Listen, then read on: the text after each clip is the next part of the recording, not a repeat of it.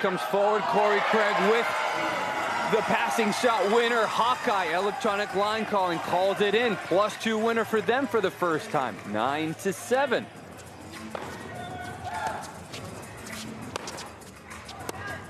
Jesse starting to unload a bit, even more. Fires that one long, 9-8. 5 minutes left in this first of 2 10-minute singles bolts. Men will get a short break before they come back. Women right after that. We see our first serve fault from Corey Craig. Really high-level tennis, though, I'd say already tonight. It's good to see these players coming out with a lot of confidence. First serve volley of the night, had the opportunity, risky with the one serve, but when you have a big kick serve like Jesse and Corey's at the fence, worth a shot, had the drop shot, just misfired. Now, Fortune, you can sense a little bit of tenseness. They had a short lead. Jesse's gonna get pulled out right away. Tim Siegel's seen enough, wants Roberto back in. What do you think about that strategy to pull Jesse so quick? I don't mind it. I think they want to give Craig a little bit of different game styles here and keep him guessing and keep him honest. So I don't mind it. I think it's a good move. And also for Coach Tim Siegel, all the coaches finding out how to coach in this format. Only 2 returning coaches from last season. Is it Roberto with another drop shot? Only going to count it as +1. Close opportunity, looks towards the official Sebastian Nunez. Says, I know you want that too. It's only one.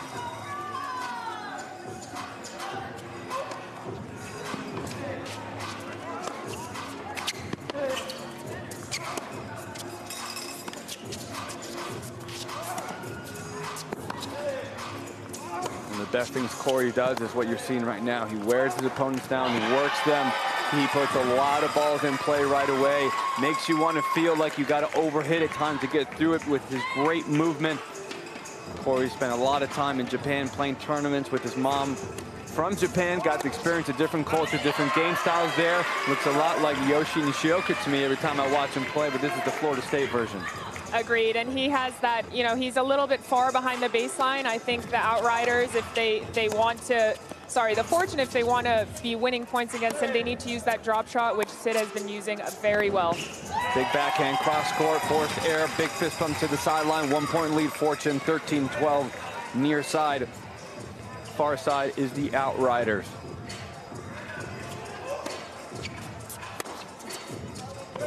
Heavy backhand, misses just long, 14-12. Corey getting a lot of playing time right now. Played for 5 minutes in a row.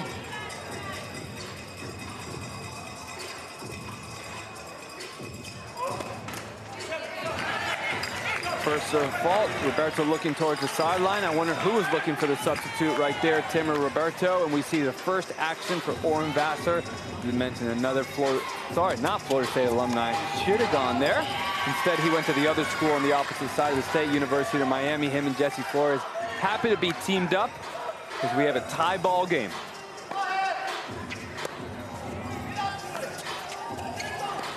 Chip forehand, not something you see very often, but uses it to advantage. Approach coming in, coming up for the big overhead. Misses it long. Sorry, wide. We've seen a couple missed overheads. A lot of that could be the arena, the lights, the pressure, all that time thinking. Corey just making you play. Great play by the Fortune there. I like him using that slice to make Craig hit the ball up a little bit. That gives more of an advantage to step in, to come to the net, to get more of those 2-pointers. O-Train looking to the sideline. That's how we do it. Xiaolin back in play. Interesting selection with how well Corey was doing. Give him a break. We'll see if Xiaolin, some of those nerves got out. He's ready to go again. He's got a lot of fire. He's explosive when he gets going, but some of the nerves are still there for him.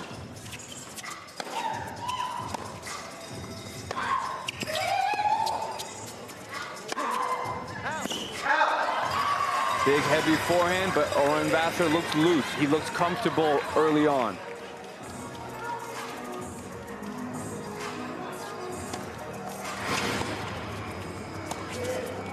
Kick out wide, slice coming in, forces that passing shot wide. Outriders 17-5, 2-point lead for them. The music, the sound, for those of you tuning in for the first time, the music, the sound goes on throughout play. Fans do not need to be quiet. We've got the music going on. It's a different environment. Fans can scream. They can get involved like this volley right here. Point. That's a point for the Fortune. Roberto urging his teammate on, saying, well played. They don't say tennis turned up for nothing. Our players here are so locked in with the music, with the crowd, with everyone getting rowdy. They need to be locked in every point. They're doing a great job so far. A big return through the middle. Atlanta used to hear him turn down. This time we're turning up in the arena. This is that kick serve wide. We've seen a couple faults now from Xiaolin, second of the night.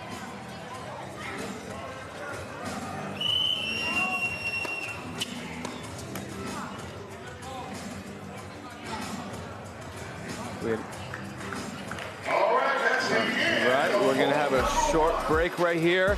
I think all the teams, that's the end of the first ball. Look how fast that happened. I was locked in, but we'll take a quick break. Be right back.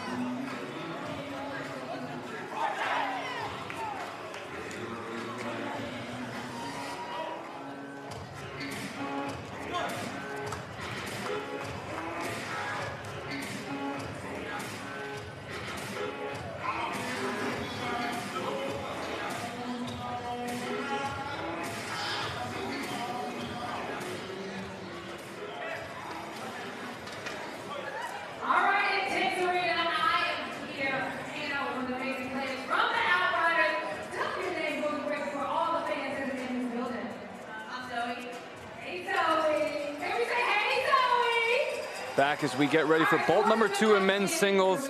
But we're going to go down to Kelly Kroll, who's been hearing all the action courtside.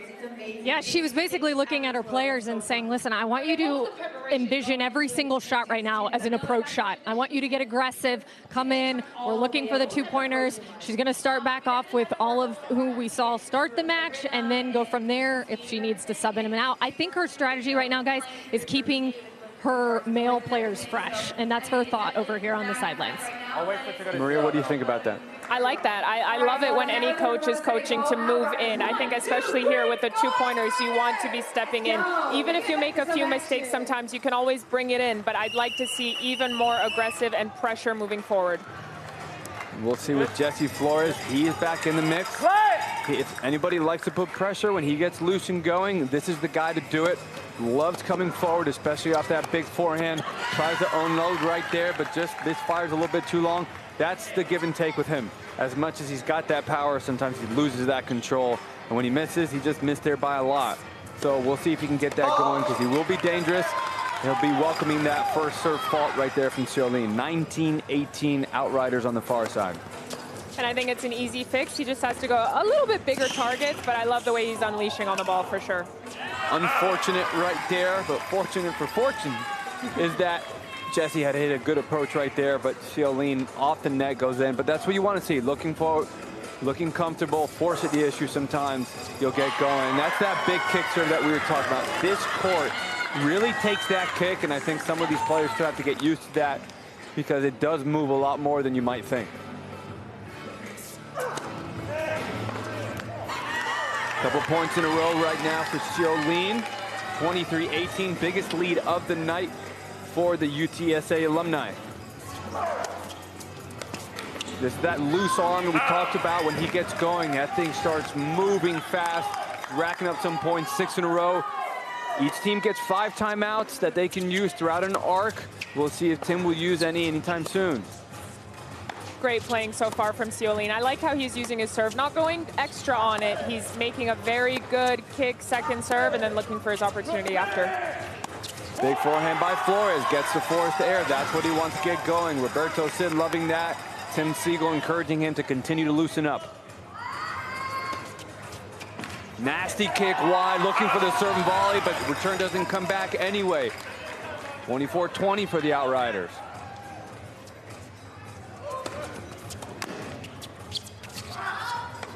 Could have snuck in a little bit right there. Off the net, goes over +2. No apologies here.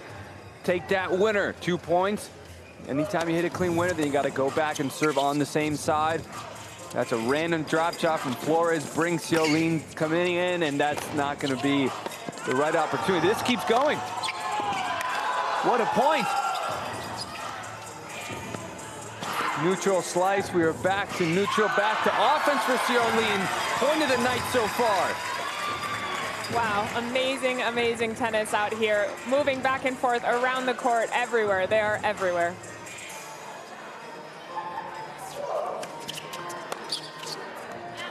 Okay, that's where he wants to be, though, so we're going to switch him out, but that's the game style he's looking for, just not connecting, so we're going to see a sub.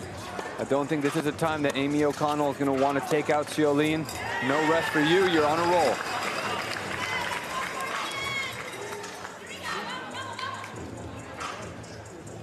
Ciolin in his debut in the Intense League, looking up at the clock like a veteran, working it, finding his rhythm, finding his breathing. Big kick serve as well. Roberto struggles to handle that. 6-point lead, Outriders. I think Ciolin's doing an awesome job too with, you know, we have 14 seconds in between points, but he doesn't look rushed at all. He's going to the line, he's taking a breath, and then he's ready to go. And you can see that in the way he's playing right now. He doesn't seem rushed, he feels very comfortable. An amazing drop shot by him for 2 points. This is why he got the start. This is what they were looking for. Amy Posner brought him back in, did a great job, and we are going to see our first timeout of the night. We're going to listen to some of the coaches.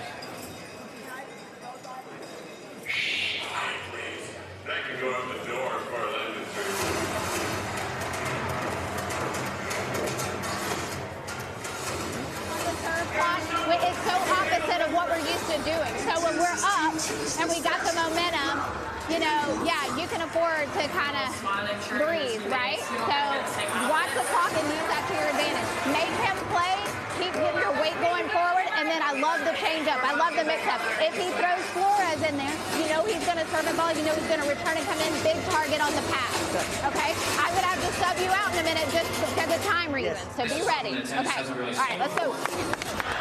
And that's our first mic'd up moment of the night by Centerline. What do you think about that, Maria? I loved it. I think she has a great point. First of all, interesting that she told him right away, hey, I'm going to sub you out in about a minute so that you don't reach your time limit. But I like that she's saying, you know, change up the paces, hit higher, hit lower, make them play and make them miss, which she's been doing really well so far. 30-22, 23 now.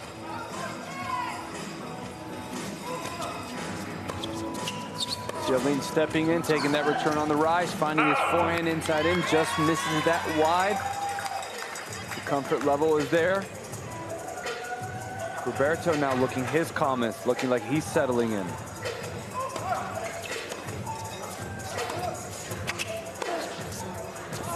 That's one of those opportunities right there. If you're Roberto, probably wants to flatten it out and come in, but sometimes he puts a little too much spin, couldn't come in. Ciolin takes advantage.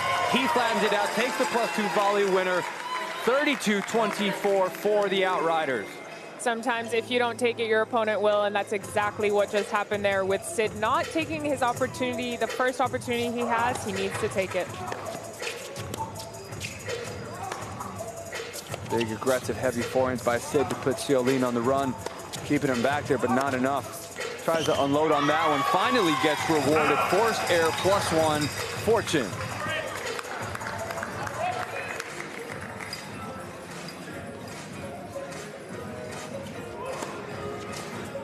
Five minutes left in this final men's singles. Both women's singles will be coming up after this. Corey Craig now comes in as Ciolin was reaching his max time limit. Drop shot, pulls him back in. Can he finish the volley? No. Keeps going back in and forward. Boom! Corey Craig grinds it out. That's what he does best. Roberto Sid gets substituted.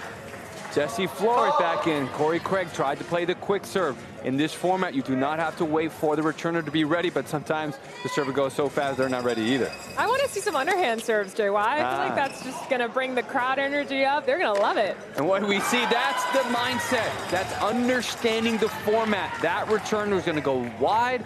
Flores understood he had the overhead opportunity to go for +2.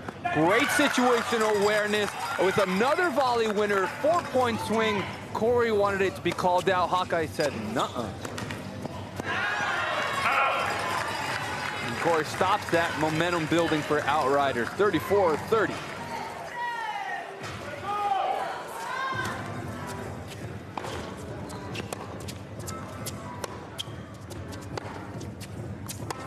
Heavy forehand by Craig. The sound off his racket when he connects.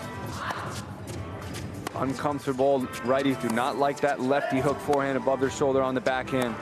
Flores leaving a lot of balls in the middle of the court. How do you handle a moment like that? I know you had a two-handed backhand. What do you do to get out of that? You know, I think you got to rip and you got to go for it, especially in this format. Sometimes, you know, if you're not going to take it, like I said, someone else will, and then you might have that happen after that because you're even tighter because you didn't go for it the point before. If you have it, you take it, and you're not going to regret it. 36-30, 6-point lead. Tried to use that hook forehand, catches it late, drops it short. Flores, forehand forced error.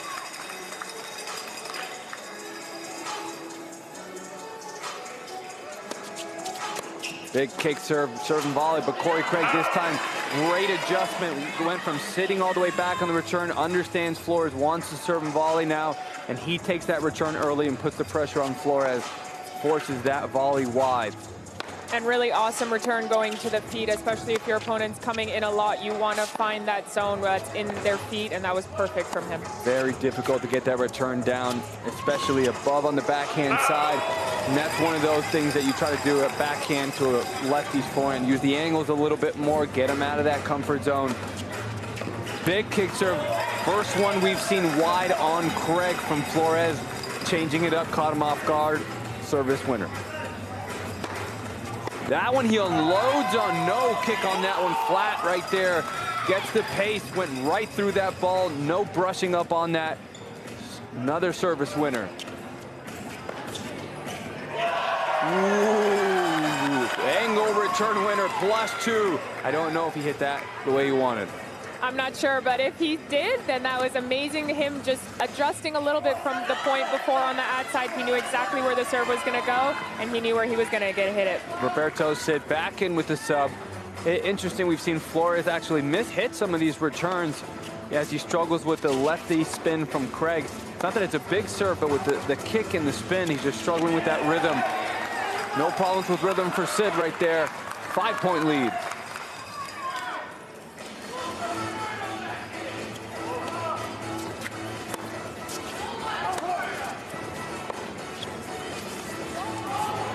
Beautiful drop shot from Sid, but this time Corey reads it well, gets up there, had the opportunity, great defense. Good job getting it up high to the backhand volley instead of the forehand volley. Absolutely, he didn't hit the perfect lob, but he hit on the backhand side. It's so much harder to hit that two-handed backhand swinging volley behind you. Struggling to build a little bit momentum, giving that serve point back. Only one serve here. This is going to be our last 50 seconds of men's singles. Women's singles will be coming up after this. Corey forcing that forehand down the line, misses it long. See if they can have a little bit of a swing as they put Flores back in. Looks like it was just a breather. Xiaolin comes in for Craig. He had not reached his time limit yet.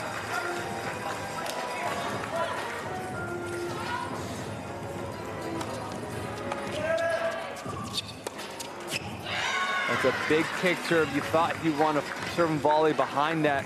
He got what he wanted, a floating return, but it went to the backhand side, which he does not favor too much. Final 10 seconds. Forehand inside out wide. Is he going to force this one final point? 3, 2, yes he is. Gets it off. Big changeup. Do they give him the +2? No, but still they will take that point. Great touch by Xiaolin. What do you think about the start of tonight? That was awesome. I mean, hey, what a start. This is incredible. We had so many substitutions, too, which shows the levels of each player, and it's so competitive. I liked them ending with Xiaolin. I think he was the more dominant player throughout, and I'm excited to see what else is going to go on tonight with these ladies. Really good. Yeah, Outriders did a good job managing the start from Xiaolin, and then got it really going with Corey Craig and Xiaolin, and then Corey Craig. Solidness to finish. They're going to ride in this short little lead going into women's singles. We'll be back in a few short minutes.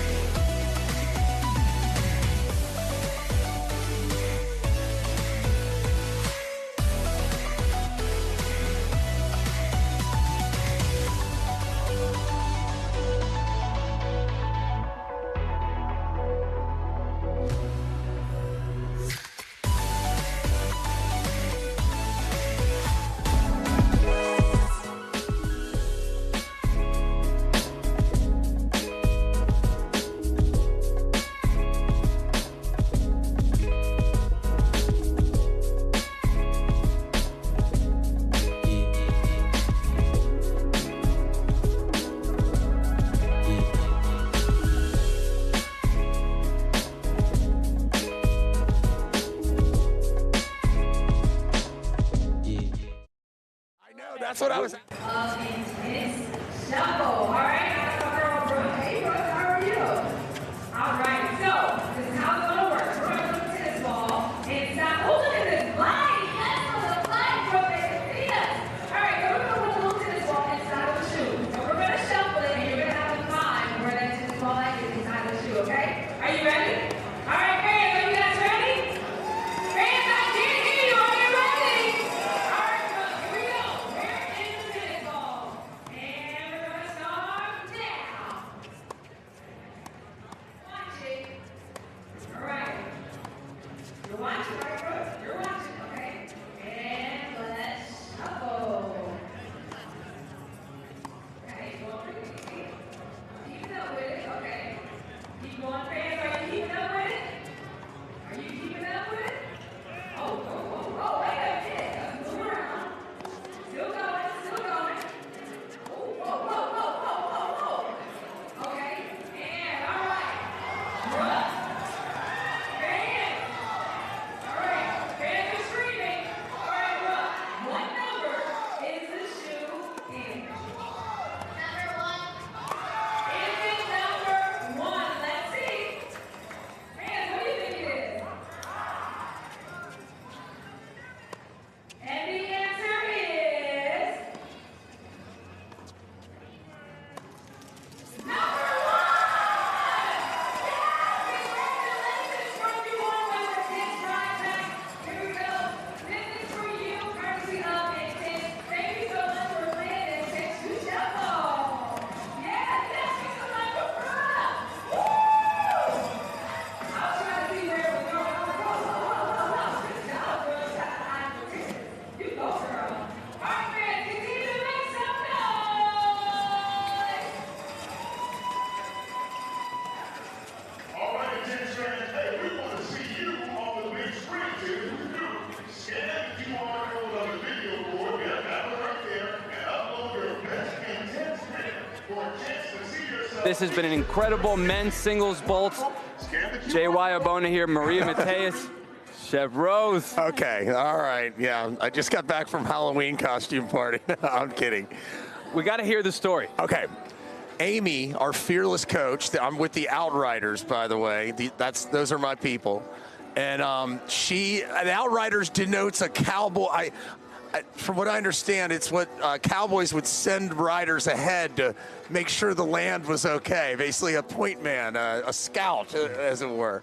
So we're doing a Western theme, and she keeps mentioning it, and I forgot my cowboy hat that I was going to bring from Charleston, and she provided a very, very nice, expensive hat, as you can tell right here. Well, you see the style, the hats, the colors, and everything that INTENNSE has been about opening night.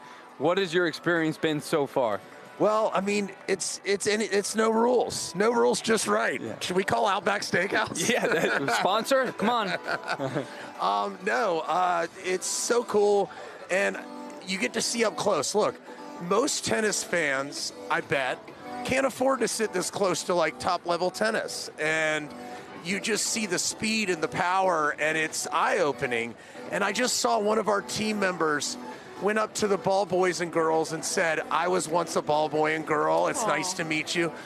This is bringing it to the people that are going to be inspired to one day try to go all the way, just like they have. That is so special. Where do you see INTENNSE in 5 years? Well, I think, talking to them, I think it would be cool if it made visits to other cities so more kids and adults can be exposed to high-level tennis in this fun environment. And I think there's something about it, because you're encouraged to make noise. There's something about it that makes it a little lighter of a pursuit, and less pressure, almost more fun. Absolutely. If you want that less pressure, who would you choose as your doubles partner? In the world? On the Outriders team.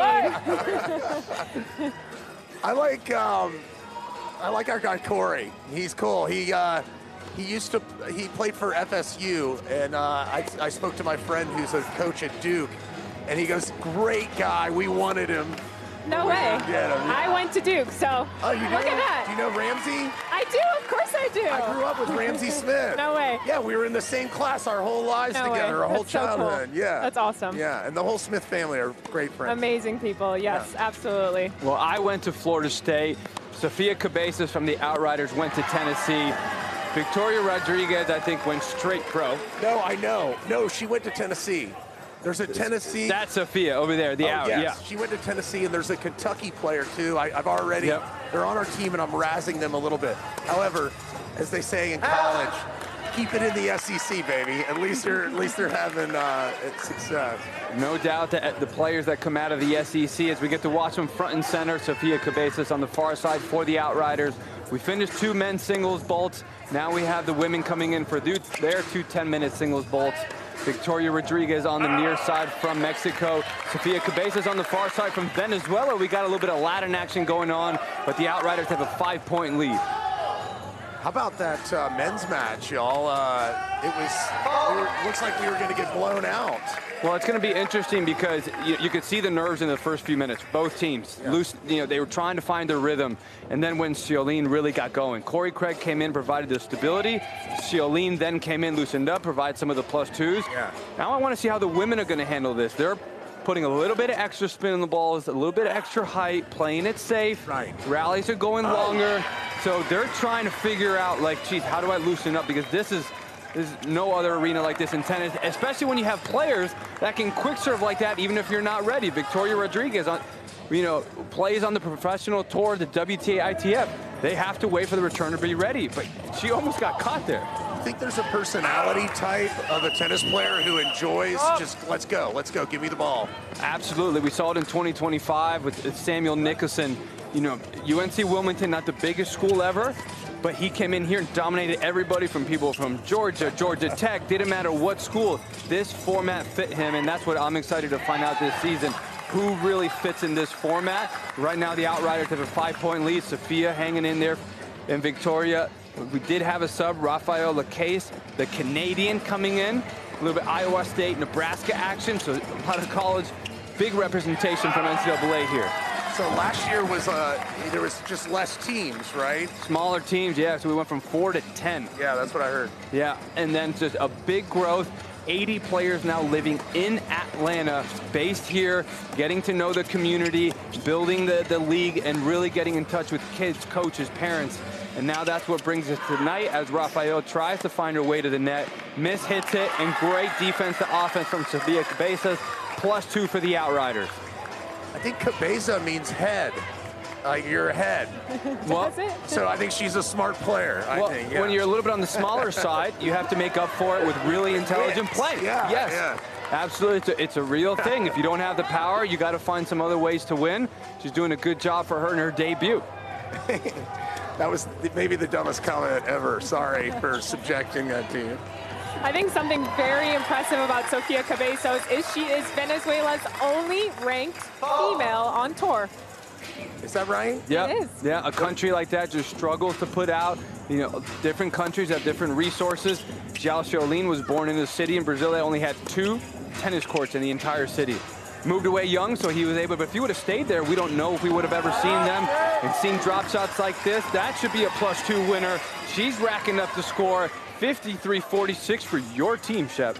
You love to hear the stories about improbable rises. They didn't have the resources. They were that good, and someone saw the talent and then they cultivated it themselves. Well, in 53-47, that's what INTENNSE is trying to do. So many of these great stories with these players, but no one gets to hear them because, frankly, in traditional tennis, there's a lot more support at the top. Of course. INTENNSE League is now coming in, helping players like Sophia, another +2 winner. Big fist pump from Shep and his Outriders team. Let's go. All right, we got a nice little comfortable lead, but as we saw earlier, it can dissipate quite quickly. 5 minutes remaining in this first women's singles bolt as Victoria Rodriguez back in, runs around that forehand, comes in, chip lob. It's a good lob.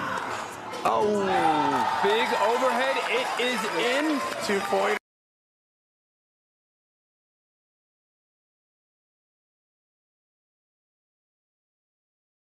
Clock here. We have time. So if I'm down a little bit, That's what they have to get used to. A lot of times they're used to it. If that scoreboard pressure's on, it's hard for them to come back. And here, they can work it. And then if you get subbed out, you can sort of get inspired by your partner.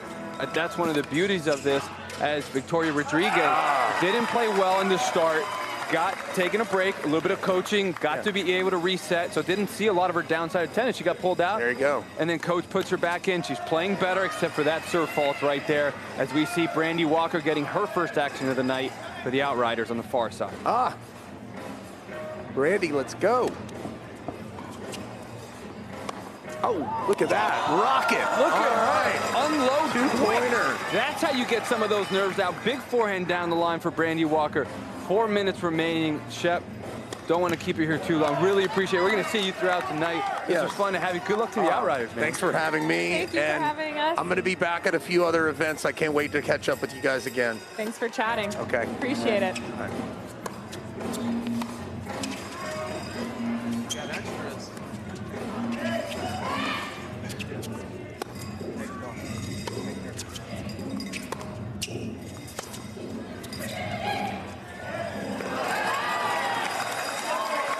Trying to come in forward, 58-52. Victoria Rodriguez finding some of her range and comfort zone.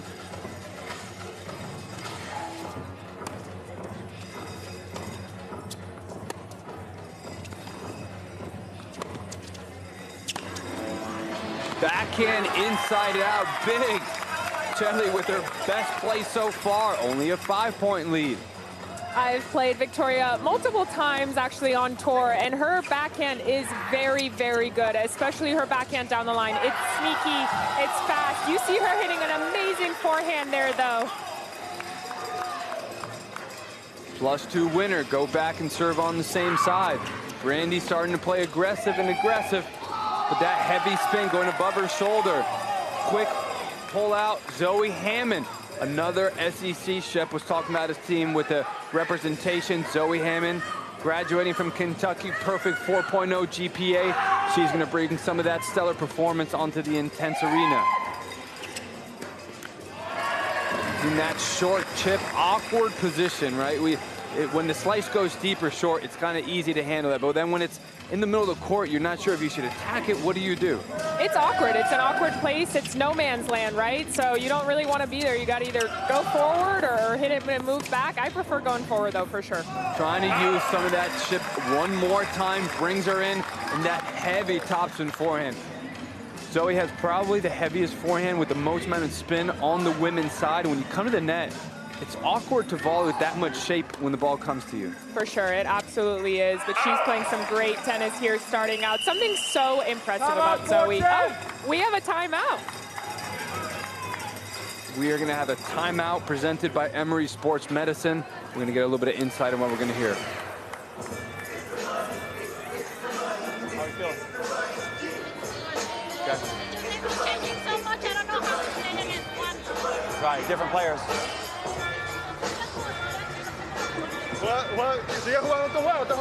Hey, remember when the ball lands mid-court, you don't have to come all the way in, but take the ball earlier. So, all right, play offense there. I can do a lot more Yeah, pressure. yeah, and making those volleys. Let's go, guys. We're doing good.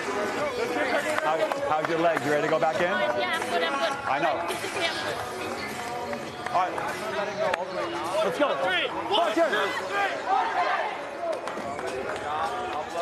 Coach Tim Siegel spent 22 years at Texas Tech.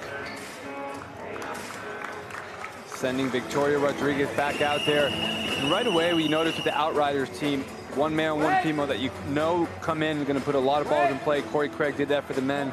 Zoe Hammond right away coming in, putting a lot of balls in play. Two solid players that you can trust when things are getting a little bit out of hand.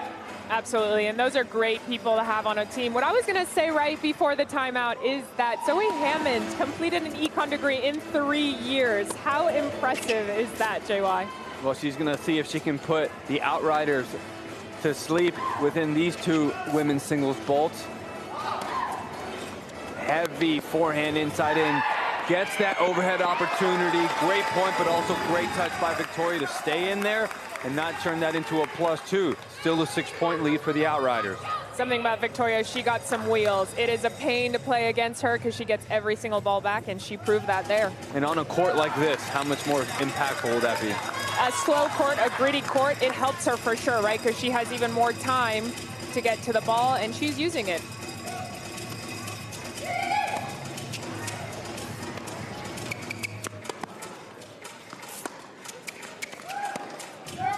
Trying to use that shake, sells it just a little bit too long. Great job by Rodriguez to handle that backhand above your shoulder. Final minute of this first women's singles, both chip backhand cross court. Interesting for Victoria to run all the way around her backhand, sorry, her forehand all the way out there, and we see why. Big backhand, she loves to hit it. Sometimes it's dangerous to do that because you leave the whole ad side open, but she's so comfortable on that backhand, and she gets back to the middle so quickly that she gets away with it. Zoe trying to find Victoria's forehand a little bit more, but Victoria says it doesn't matter where you hit it because I got it. +2 winner. It is now only a 1-point lead as we have 30 seconds left. Sophia Cabezas back in. Did a good job as she started. Let's see if she can finish off well. Trying to sneak in forward, rusted a little bit. Half volley long, tie game. I love the way that she's moving in there, though. That's exactly what she wants to look for, and I know when she does it again, she's going to bring it in a little bit bigger target, and she's going to get what she wants. Sophia targeting that Rodriguez forehand, going right there cross court immediately. 1-0, she will run the clock out calmly. Very interesting how this played out for women's singles both. Got another one when we come back. Stay with us.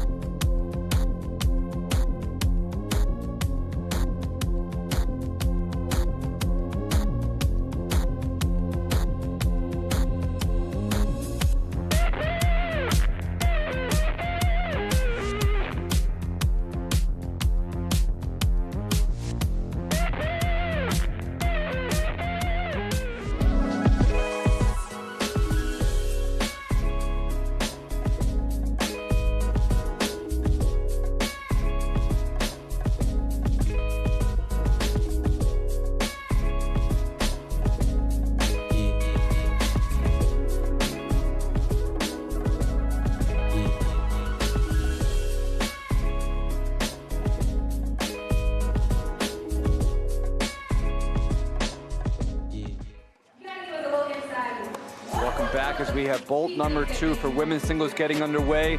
The Fortune have clawed back to make this a close event, being led by Coach Tim Siegel, one of the most interesting coaches you will find in the league. Let's take a quick look and find out some more about Tim. Brazil. World Cup, baby. Oh yeah, oh yeah. Neymar. Let's go. We can win points coming forward and attacking, okay? Avoid this unless they're way back. Attack, pressure. I haven't seen any volley winners yet from this, right? Let's go. Let's go.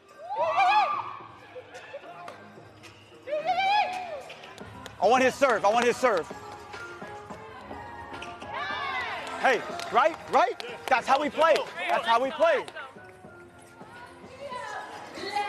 Gotta love that energy, and listening to the last time out, guys, that Coach T called, he was telling Victoria Rodriguez, I'd really love for you to send it deep to Zoe Hammond's backhand and find a way to come in off that, which we sort of saw towards the end of that last vault.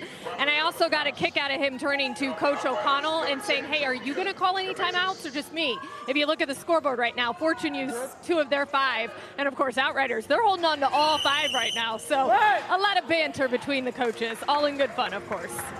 Bolt number 2 in the women's getting underway. I love these mic'd up moments by center line because you really get to hear how do coaches actually coach. None of these, cookie cutter moments where we know exactly what they're going to say. Don't give us a lot of insight. We get to learn a lot about their personalities and how they coach that team. We're finally getting a lot more of a look at Rafael Lacache, who did not play a lot in the first women's singles bolt. She's got the size and power. We're going to see how she handles the smaller Sophia Cabezas.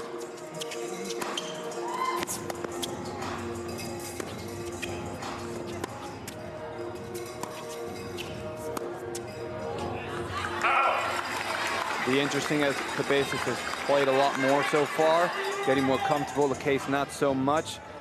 Tough as you have one player trying to warm up. There is no warm up at Intense. They get right into it. There are some challenges with that with the players, but also the coaches on how they manage their substitutions. LaCase has had a lot of success on the doubles tour, though. She has a career high of 213 WTA. She won a 75K in doubles. So I think she's ready for those moments, but it has another substitution, and we have Rianne Newborn coming in. So LaCase didn't get a lot of time to get warm there. Let's see what Tim Siegel's looking for here out of Newborn. Sure he wasn't looking for that fault. 4-point lead for the Outriders. With this no warm-up, going right into and playing, it's hard for that shoulder to get warmed up. Sometimes it costs you. So one of the things these players are practicing a lot and as they've come to Atlanta is cold shoulders, go out, play, you got to make 10 in a row.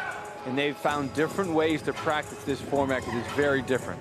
That's what I would have the most trouble with, I think, is the one serve, especially when you only have one toss. Even if it's a terrible toss, you have to figure it out.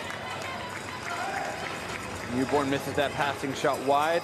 Cabezas helping the Outriders have a 6-point lead. 8 minutes left before we get doubles underway. Just misses that serve wide. Sorry, long, trying to go wide to the forehand side and catch Newborn off guard. We saw her try to run around her backhand once.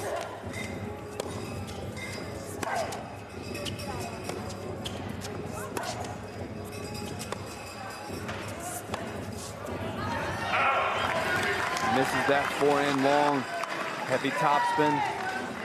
Sofia Cabezas, she looks calm, comfortable, racking up a lot of minutes so far. Got an 8 out of the 12 max that you are allowed to play in singles, back to a 7-point lead. Victoria Rodriguez, we've seen a lot of quick triggers with Tim Siegel. Rodriguez has been doing very well after that, her first start, so this makes sense to put her back in. Great.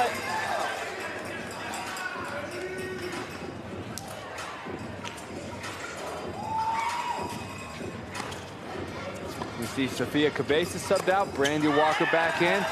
Got the power, similar to Jessie Flores like we saw for Fortune on the men's side. When she connects, it's rewarded, but if not, it doesn't work out. We only have one toss in Intense. All the players still getting used to this in week 1. It's okay, we've all been through it, but you can't catch that toss, so she tried to catch it, but she had stepped over the line, so foot fault misses.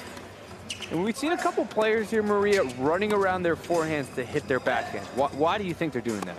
I think in women's tennis, or at least speaking for myself, I always felt more comfortable with my backhand. I felt like it was more just compact and I could hit a bigger ball, and I think a lot of girls feel that way, especially Victoria Rodriguez.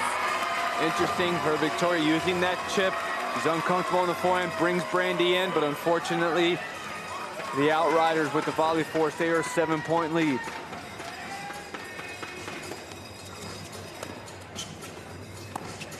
Backhand down the line, quicken the point to redirect to Victoria Rodriguez forehand.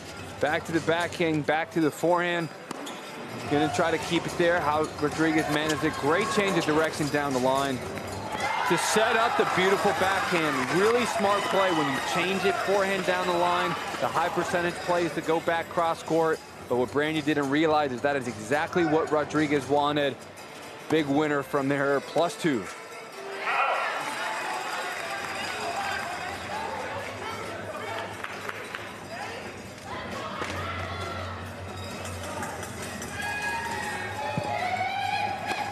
Big serve, no spin, going big, try to get it, coming forward.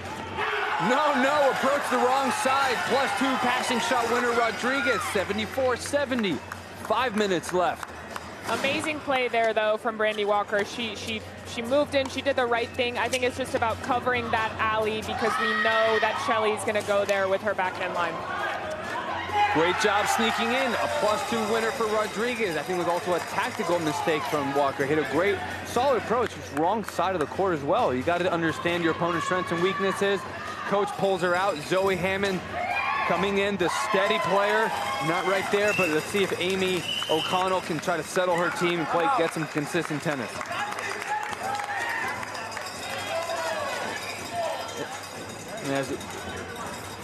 Maria, what do you think so far? If you're the Outriders, you have a 7-point lead, gets it back only to 1. You have a new player. How do you want this to be handled? It's so close here. It's very, very close. And I like the way that Zoe Hammond is able to use her high, heavy forehand. But Chelly's playing some really good tennis right now. Victoria Rodriguez, she's dominating. So it's going to be interesting to see what the coaches say here and how they continue the momentum, or how the momentum might switch. And with 5 minutes remaining, we have the men's singles finishing up. Then the women's singles are going to be finishing up after. We have 3 double bowls coming up. Men's doubles for 10 minutes, women's doubles for 10 minutes, mixed doubles. And what the teams are going to try to manage here is see if somebody can pull away a little bit, because in doubles, points rack up fast with everybody at the net. +2 winners can happen in the blink of an eye. So at these final minutes, it's going to be very important to see if they can get some cushion and have some room for error in the doubles. Most definitely. These are very finite moments here where you want them to get a little bit bigger of a lead. We've seen the score very, very close this entire night. When doubles comes in, everything is going to be even faster. We have a tie game now, 74-74. Rodriguez used 10 of her 12 minutes, so she will not be able to finish this bolt without a substitution. The Forts are going to try to get as much out of her as possible. All the reason to do it. She's won 29 points for her team since she's been in it. Only 2 faults, so that plus minus, loving it for the Fortune and Tim Siegel, but at some point a new player's going to have to come in.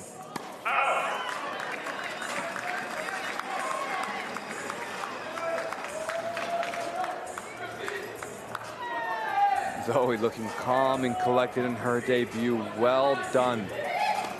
Looking up at the clock, it didn't work out, but if I'm Coach Amy, I love what I'm seeing from her there.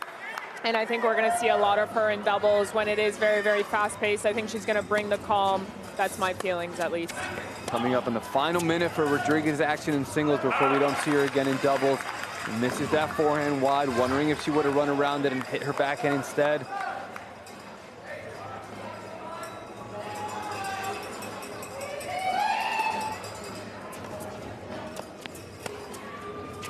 Zoe clearly targeting the Rodriguez forehand. She's ready for it, redirects it down the line. You see she gets it to the backhand. Smart playing, she understands how to work out of her weakness. Interesting miss down the line. You think she'd try to go cross court there? I think she's trying to hit higher up on the Chelly backhand just to try and get into the court a little bit more. I'd like to see the Outriders moving in here. And we've got Sofia Cabezas is now in again. Another substitution. Rodriguez now coming up on her 12 minutes, hit her max time. If we're going to have to see a mandatory substitution, LaCase jumps in, see how she can handle her moments, as she has not seen a lot of action thanks to the successful play of Rodriguez. Cabezas is going to try to take advantage. Forehand approach down the line, 1-point lead Outriders.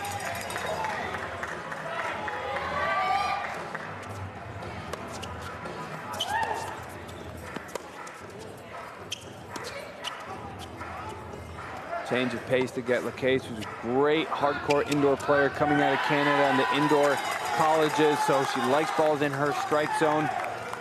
But it seemed like Sofia lost her patience there instead. Yeah, surprising there for sure. It looks like Rafael is trying to just be a little bit more steady here, a little bit more patient. I'm assuming we're going to see a lot of action from her in the doubles coming up. Sofia dictating play really well, sneaking in. Angle volley just misses into the net. Great opportunity, just missed it. 79-78. Fortune have their 1-point lead. All 4 of these bolts so close. None of them being decided by more than 1 point. This is the only one that's even been with a 2-point lead as we finish up.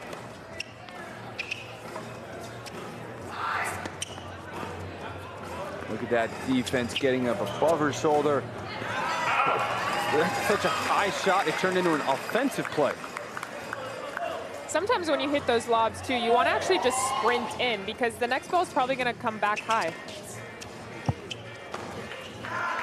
First forehand we see from LaCase where she truly lets it go. Could this be the start of some better play?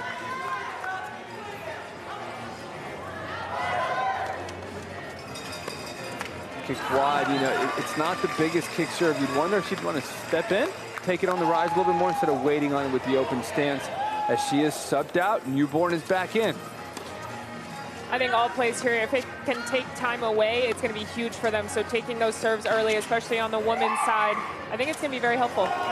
Volley winner sneaking in, taking, she's listening to you. She's listening on the broadcast. Maybe she got an AirPod in. High ball, came in, volley winner, +2, 4-point lead. Thank you, Sophia. 5-point lead, 15 seconds left. Going to see our final point or two. Outriders, one way or another, going to have their biggest lead going into the end of a bolt. 4-point lead. Newborn, is she going to rush it?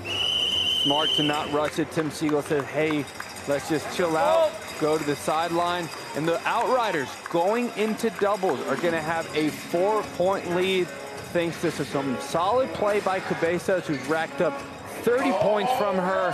And we're going to go down courtside with Kelly Kroll, who has Victoria Rodriguez. I do, but Victoria needs to fix her hair really quickly before being on camera. 31 of your teams, let's see, 80 points during your 12 minutes of play. How did you feel out there? What did you think was working for you? I think being very solid and very positive and just trying to put the ball in.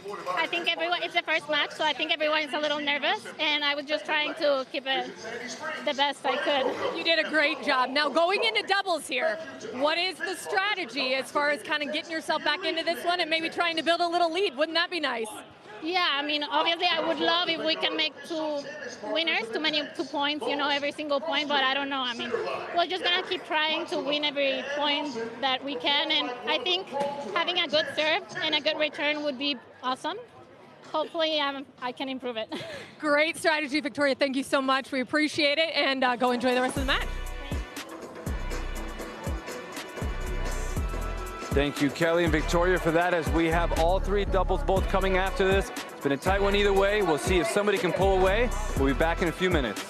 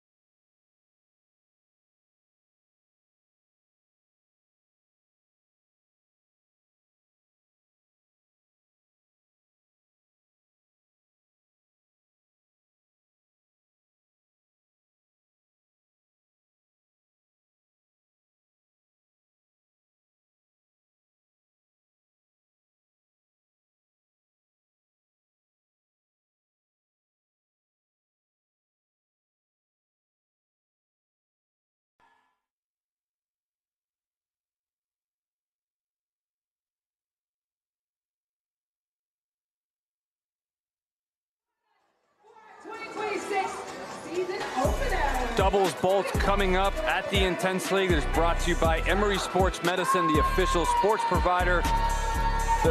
sports medicine provider of Intense.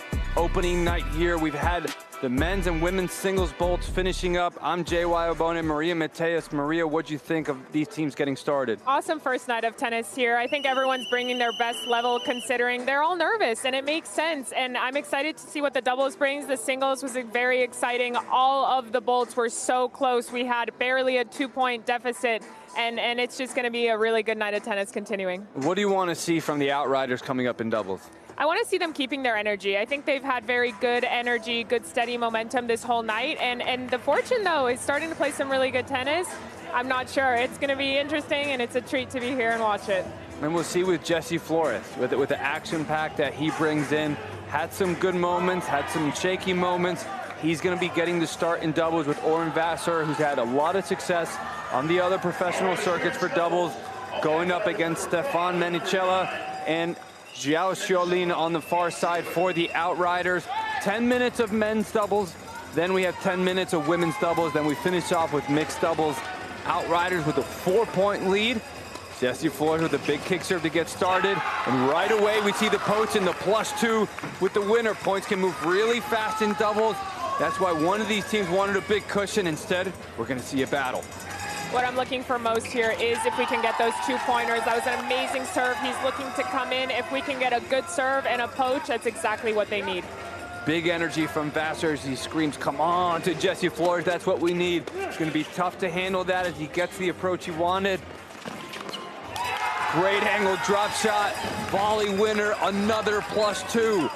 Right away from a 4-point deficit to a 1-point lead in less than a minute. Gives it with that one serve rule, only misses in the net. Point back to the Outriders, tied up. Menicella seeing his first action tonight, didn't see any singles. They brought him in for doubles with the size that he has for stuff like that, with the reach +2, the towel.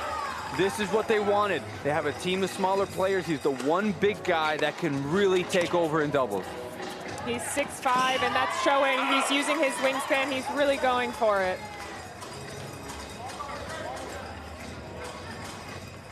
Oren Vassar to serve it up. That kick doesn't jump as much as Flores. Menicella can handle it much better. Gets that return low and forces the volley error. 2-point lead for the Outriders.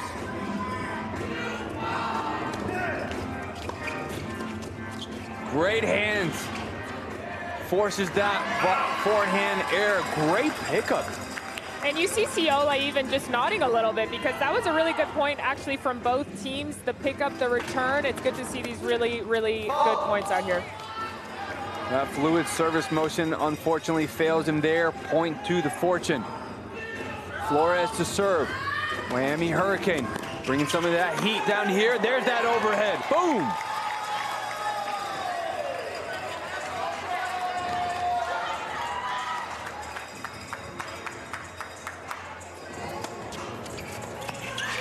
Huge kick serve to set up the volley. Little confusion there.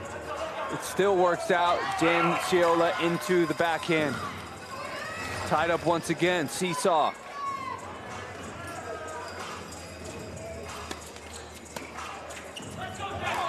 Tough. We've seen a lot of returns come back, either missed by the Outriders or just really weak when Flores is serving. This is why they wanted him in doubles. The most serve or +1 or return +1 points here you can get are the better.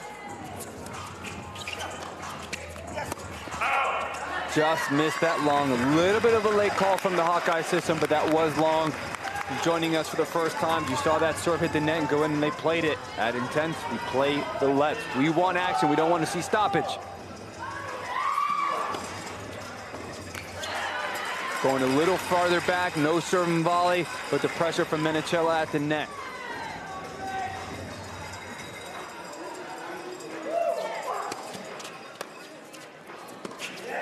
Return come in, angle passing shot winner, +2. Flores goes to the ground to try to save it. Not good enough.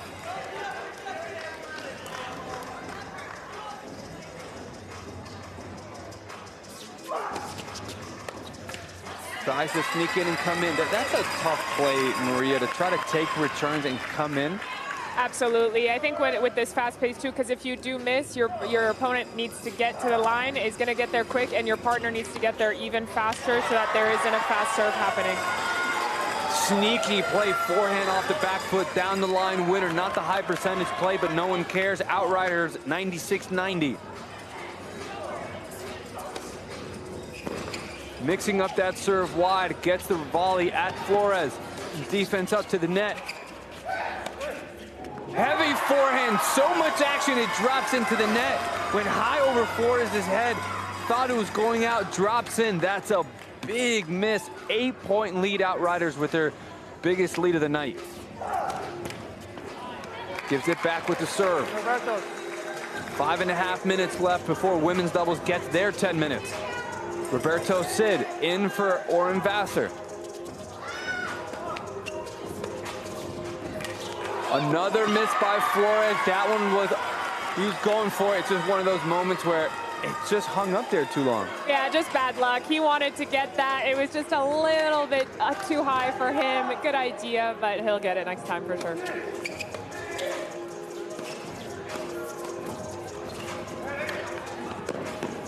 Great touch, another +2 winner. Too good from Ciolin. That was unbelievable. We're gonna see our timeout thanks to Emory Sports Medicine. We're gonna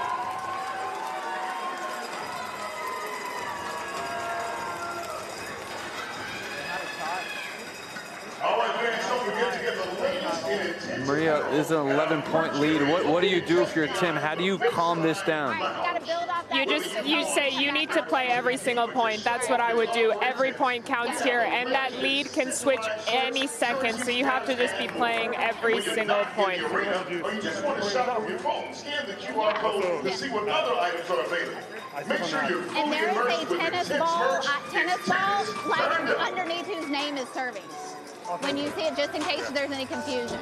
I thought it was a logo. It's not. The team trying to understand the scoreboards opening night. Everyone's understanding the format. It's one thing when you practice this. It's another thing when you finally do it under the lights at the INTENNSE Arena.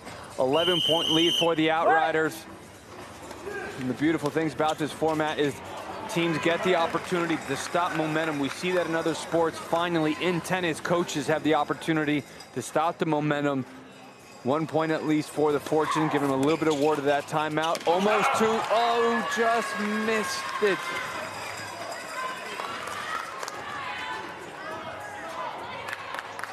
See a little bit of a calmer demeanor after that timeout from the Fortune. And those timeouts actually have a big impact because even just a little bit momentum shift can change everything.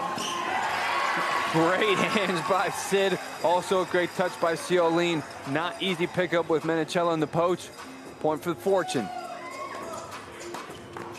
They've been serving him all night long, getting into a rhythm.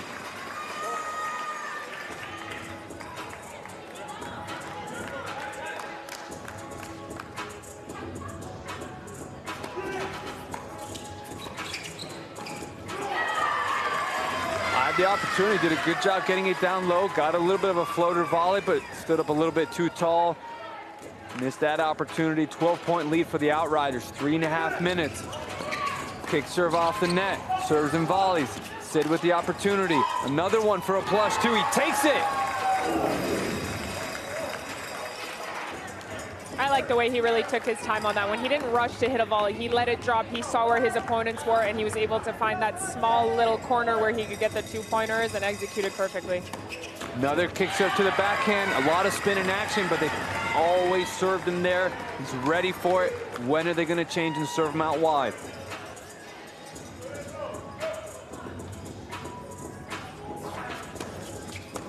And there's the mix-up. Flores hadn't really been hitting great backhand returns, but still, mix it up just in case you keep him honest. He wasn't ready. That's a service winner in my book. Great athleticism from Menicello. That's why they put him in.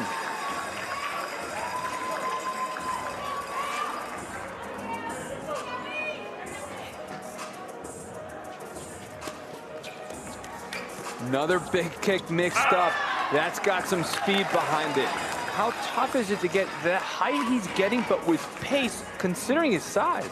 Extremely. He's using his wrist so well. He's able to really accelerate and get it through the court. Tough forehand there, but I like the way he's moving in and trying to come into the net.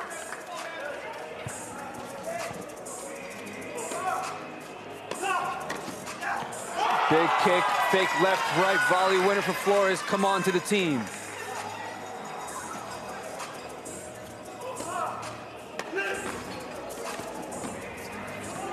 Great read, held him, look, post, thank you, point fortune. Flores getting comfortable and finding his rhythm. So much of being at the net and poaching is the timing of it. For sure, and just those fakes, like the point that he faked was awesome. He was just there. Look at that, just the movement and making the opponents think sometimes is half the effort, and he's doing an amazing job.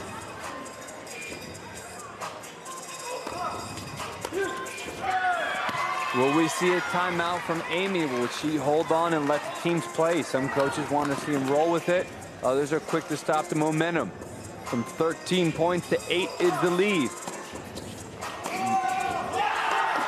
No, it was, oh, that call came late. No. Ball's good. 2 points, fortune. It's going to be interesting to see what gets determined here. Sebastian Nunez, the chair official. The call came really, really late. The system was triggered by something else. That ball was good. I saw that was good. I saw it good. The system called it in. The ball is good. 2 points fortune. 2 points. Let's see if we can take a look at this shot to see what happened. The call came really, really late. Can we tell from here if it was in? From that angle, it's tough, but you can see when the lights flash red, that's when the ball is called out. And you can see, even after the replay, the lights still hadn't flashed. So that flash, that sound could have been just the ball jumping off the fence and setting off the system. Right. That's a big point. We'll see how much it matters. Roberto dropped the racket trying to chase it. +2 winner. Goes back the other way. I think the Outriders will move on quickly. They got exactly what they needed after that. They lost 2 points there. Not sure if it was in or out or whatever, but they jumped right back in and they got those 2 points right back. Big kick up to the backhand. Charlene moves. Roberto saw it. Return to the bottom of the net. Oren Vassar takes his spot. Last 40 seconds. Women's doubles coming up next. Ooh, off the frame, but sometimes that's why it's the most expensive part of the racket. Still went in for Vassar, and he takes it. They keep serving him there. He keeps making him pay. We've seen Charlene himself, when he's serving, mix up his serve. When people serve to him, they're not mixing it up. Makes him pay. +2. Final 9, 8, 7 seconds before women's doubles. The poach, the presence, Menichella forces that return into the net. Men's singles bolt. Sorry, men's doubles bolt finished now as the Outriders have the biggest lead any team's had at the end of a bolt before women's doubles is coming up, Maria. You know, the Outriders really ran away with that one. I think they just played such good, consistent tennis throughout. They were not fearful. They went for it. They were brave, and that's good to see.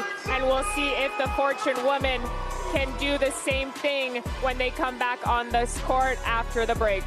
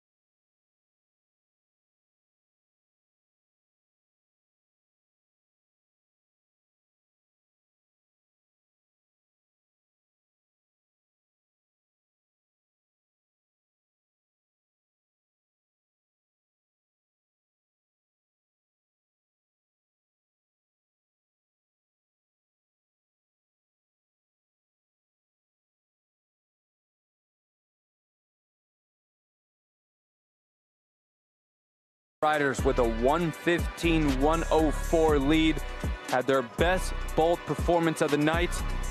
And we have one of our best polls partners courtside with Kelly Crow. We had him in earlier. Let's get some follow-up thoughts on his team. Yeah, I don't think he needs another introduction. I don't think. But Shep Rose, everybody, who is getting settled as we are live. I got my Outriders support here. I'm very excited. My team is up. It's been a roller coaster. I'm emotional. It's quite the time here. But we decided to stick with this because of superstitions, right? The hat has to stay on because they're up. Well, our fearless coach, Amy, provided the hats and likes to cultivate a West country and Western theme because we're the Outriders. Next time we're going to ride in on a fleet of horses. Yeah. Bring the, yes, all of that. And on a scale of 1 to 10, Shep, if like 10 was the best night of your life and 1 was like you would never do this again, where does this fall on that scale? Right now? Yeah. Night's not over, yeah. That is answered like a total veteran. Yeah. I mean, the night is young. We're winning now, but you never know. But this is just so exciting, and I'm really happy to be here, and I'm happy to see what it can become and to spread the good word. You mentioned how fast singles went. What do you think about that men's doubles just now? I thought you were like, are you single? I was like, no, well, it's complicated. I'm kidding. And to all those who watch Southern Charm, now you have your answer. Yes. So we're filming a season right as we speak, and it's been really good. But I've got to fly back tomorrow. We got things to do. So yeah. Do you think you could get the cast out here for one of these? All to Atlanta. I can't get them to come to my house for a glass of wine. Yeah, that's a big ask. You're right. But tell them how cool this is. It may be cooler than a glass of wine at your house. Well, there's actually a few tennis aficionados in our cast. So, yeah, they would love it. Yeah. Get it done, Shep. Get it done. I will. Guys. +2 winner for Sophia. Shep loving what his team's performance is. Biggest lead of the night for them. Biggest smile as well from Shep is a 16-point lead. Sofia Cabevas is with a topspin winner. Zoe Hammond by her side. On the far side, on the near side, Victoria Rodriguez, Rafael Lacaze, 15-point lead. Let's see if they can get this back before it's too late. Already loving the amount of movement and the amount of legs of the girls at the net. They're really all over the place in a good way. They're going for it. They're looking for that right ball. I like the way that this has started out. Zoe Hammond using that heavy topspin forehand, lefty to righty's backhand, coughs up the ball short. +2 winner for Outriders. Cabezas, great put away.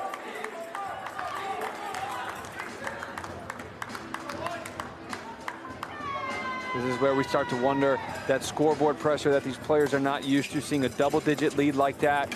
The crowd just getting up and going for the Outriders. Ooh, that could have really put things in a dark place for Fortune, but they would take that. How do they handle just looking at that scoreboard?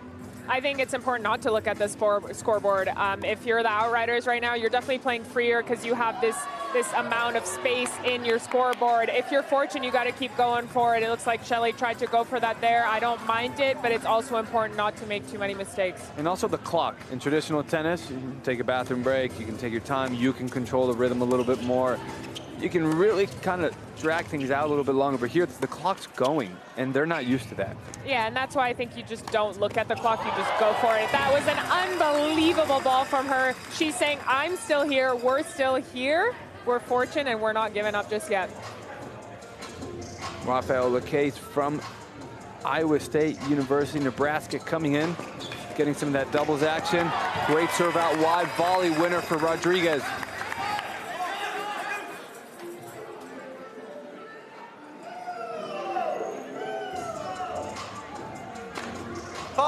Ooh, went for the serve. Risky with this one serve only format.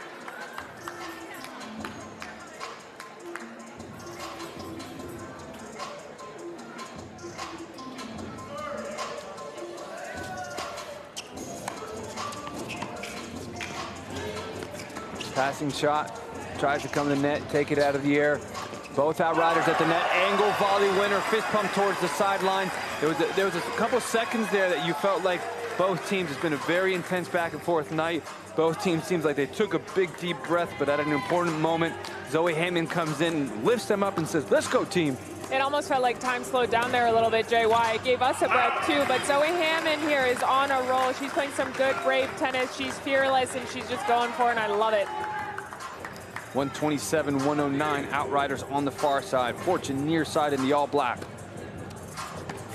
But Case running around net, trying to play aggressive, return into the net, trying to stay calm, not easy.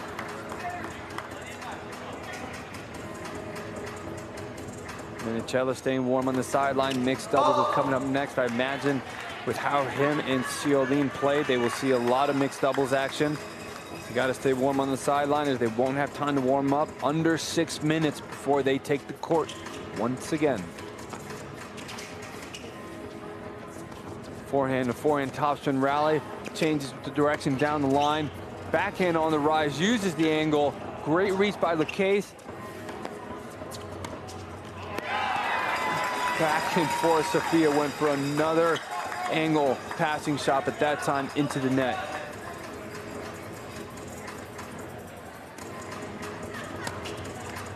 This is where Fortune needs to make a push. Couple points in a row. The men are a little bit quiet as well. They're wondering what to do at this point. LeCase is going to try to lift their spirits with the poach. But great defense by LeCase, even better by Rodriguez. Finally seeing some energy for the men. They were starting to wonder if the scoreboard's getting out of hand before they took the court again.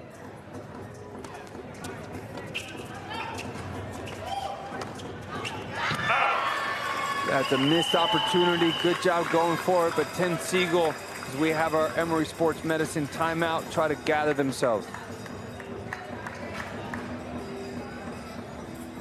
All right, fans, get your tickets now for all future dates by visiting INTENNSE.com and securing your cutting seat it for and some then leaning intense back. action.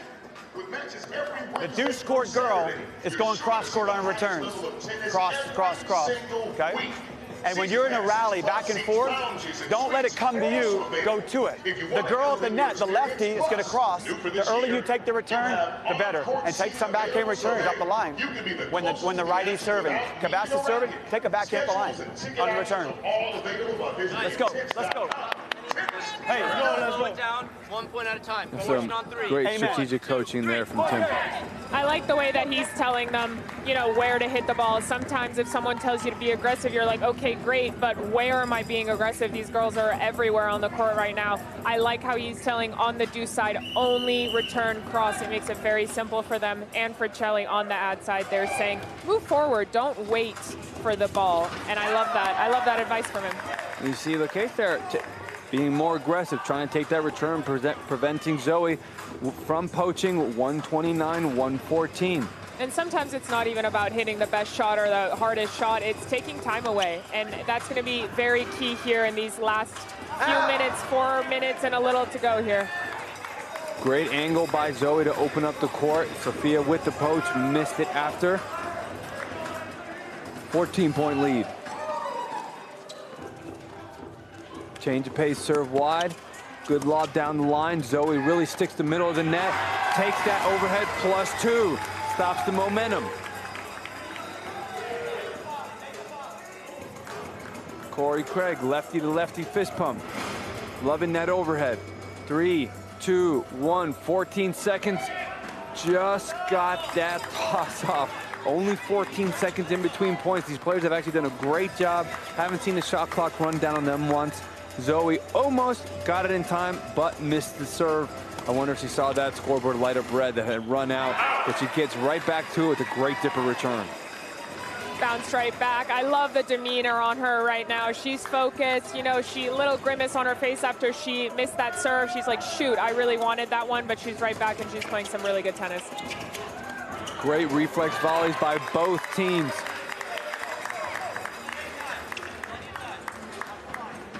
Three minutes left before men's doubles. All right, mixed. Things moving fast even for me. Interesting, try to chip lob. Looks like a little bit of loss of focus. +2 the other way. Got it within 13. Got to stay within striking distance.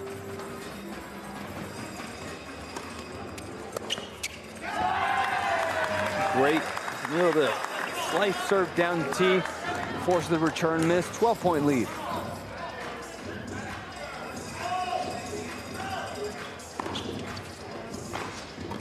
There's that change down the line that Tim was asking about when Zoe's at the net. Rodriguez got the volley she wanted, couldn't take advantage.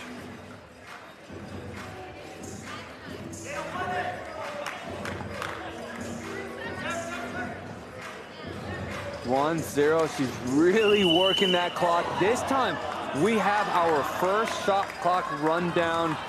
She was close upon it in the previous serve. This time, she ran into it. Not happy with that call. That was a close one. Sebastian Nunez firm with the ruling. 133-121. Outriders on the far side. Return winner down the line by Cabezas. They've done a great job coming back from difficult moments. They bounce right back every time. It's awesome. I'm here for it. JY, this is very exciting. Kick serve directly out wide. Zoe coaches as she has been. Unfortunately misses that. Minute and a half left.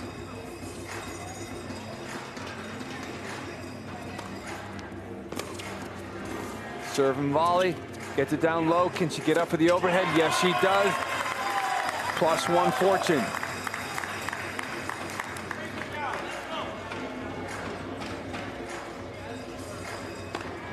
Big serve by Rafael. Misses that long.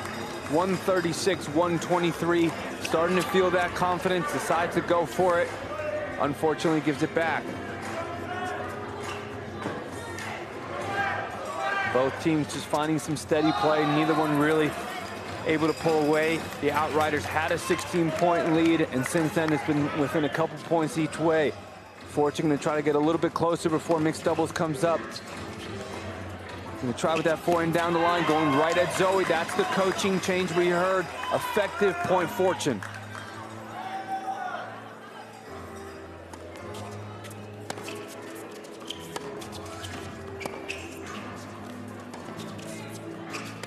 Heavy forehands cross court. Runs around that one, forehand down the line. Great job. Zoe finally dropped one short, taking advantage for Fortune. Last 20 seconds. Heavy again, but that's Victoria's strong side. Great overhead, +2. This is what they're looking for going into mixed doubles. Are they going to say enough? Coach Siegel says yes. Stop. Let's ride this momentum. Don't ruin it. Very good coaching change that we saw from Coach Siegel. Amazing change of momentum there. I think the Outriders just dropped their energy just a little bit. Fortune took full advantage of it, and they're looking good right now going into this mixed doubles. We saw that coaching change from Siegel to go down the line a lot more in these actions, change things up. Victoria Rodriguez finding that back and a little bit better within striking distance. Mixed doubles to finish it up coming up.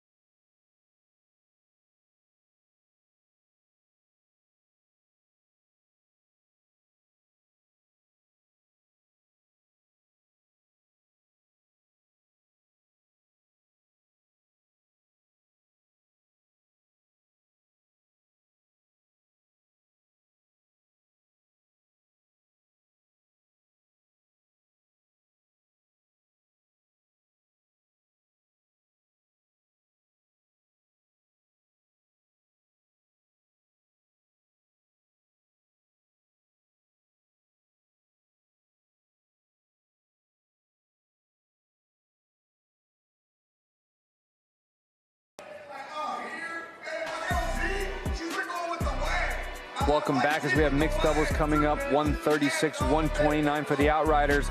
Coach Amy O'Connell's been doing a lot of work on the sideline as we get to have our center line mic'd up moments and listen to how she's been handling her team. Good luck, Coach. Yeah, way to hang. Very solid. Way to stay solid, Corey. Here we go. Every shot you get, I want you to pretend like it's an approach shot, like that you're coming in, just to get your weight going forward when we go back out there. You start us off when we go back out, and then I'll quickly sub in. Go, Zoe serve on the ad. Looking to move up there, and when you get those opportunities, even though you're going to hit your finesse volley, just guys that want and kind of here, because you're cutting it and then leaning back, stick it and do it.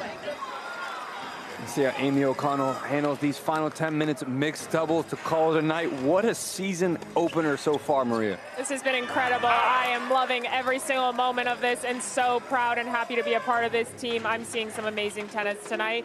And we have 10 minutes left coming down to the wire. Let's see some good tennis. We've seen every single format tennis provides. We're going to finish it off with mixed doubles. Jessie Flores, Rafael Lacasse in.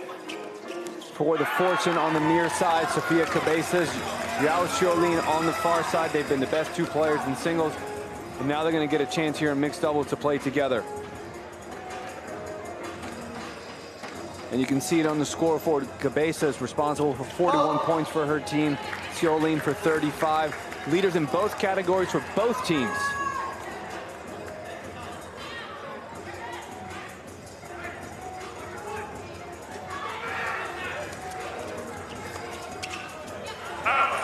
You can sense the nervousness from both teams. They're a little bit quiet. They're just trying to stay calm. They see the scoreboard. They're also wondering, when do they get in? Do they get their chance? They know this will be decided, and this has been a seesaw back and forth. Flores goes to the ground, misses that long. He is willing to put his body on the line, not rewarded, but his teammates will be inspired. 9-point lead for the Outriders. And that is absolutely the time to do it here. They're getting down to the nitty-gritty. They have to go for everything. Even Ciola's up on the net. He's looking for that in case it comes over the net, and they're back on court, and they're ready to go. Xiaolin with the pressure putting on the case. You can see her guide and overthink that shot. We're going to have a ruling here from Sebastian Nunez. Is there a confusion on the serve order?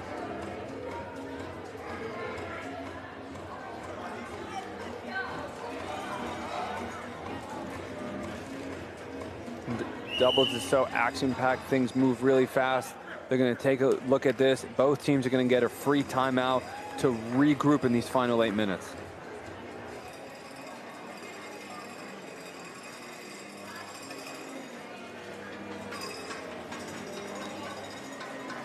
You see, right after this with Flores scoring, can we see on the scoreboard? The scoreboard has Lacasse as she was going to be serving. What they're going to be checking is, with that scoreboard correct, was it actually Flores? Even for us, things are moving so fast. Men's, women's, singles. You win the point, you serve, but you're also alternating men and women from you win the point, then it comes back to you. I'm even getting tired trying to explain it, so I can imagine the referee's position there. It looks like they're going to review that. They're getting ready.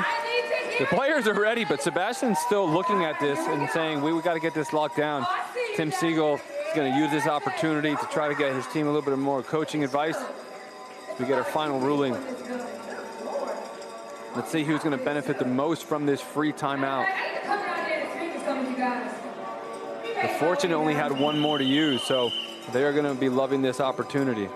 If I'm the players here, I take this moment to just take a huge breath here. Everything has been going so fast. That's the only time that they've had a little bit of breathing room, and I hope that they all took it and they're ready to be intense here. Looks like it was a scoreboard mistake, not a in-person team mistake. They go back and replay the point. Point for Fortune, 7-point lead for Outriders.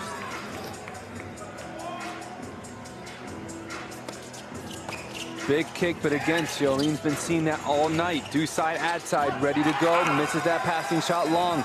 Within striking distance at 6. A +2 here from Fortune would really bring it into 4 and really cause them a lot of nervousness. +2 opportunity for Flores. Boom! Fortune.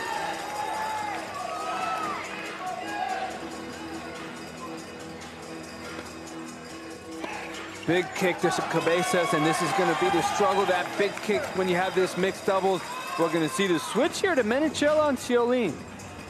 We see Flores walking with a little swagger there back to the line. He's like, hey, we're coming back on the scoreboard. You guys better be careful. And now within 2, this is the Flores, why you put him in. When he is playing well, his highs are high, brought them back. Could he tie it up here? He gives it right back. Oh, that's a big breather for the Outriders. Outriders you've only used one timeout the whole night. I think this is kind of a good time for one. I'm not going to lie. They got that point there, but their energy needs to be a little higher. We're only 4 points away now for the Fortune to come back when they just had a really big lead. So I think it's time for a timeout. Menechella rushing back, trying to use some of that energy. Swing and a miss. Ball came quick to Cabezas. 3-point lead, Outriders. under 7 minutes to decide opening arc of opening weekend. Marquez to serve.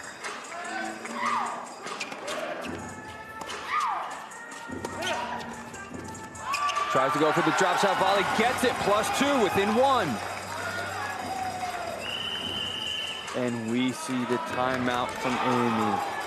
Look at that final play right there. Flores using that short volley. Great backspin action. Big fist pump to his teammate.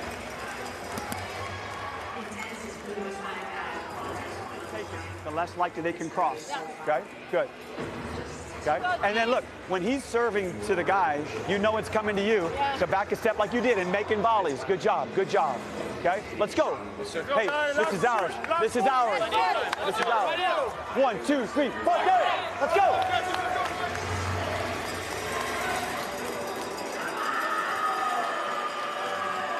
Much different tone of voice from the Outriders and the energy as they've now brought it back to within 1. I think the Outriders want to keep calm here because they're like, uh-oh, we had this big lead. What's going on here? And the Fortune's fired up. They have the momentum right now. They want to run away with this. And just like their coach said, he said, this is ours.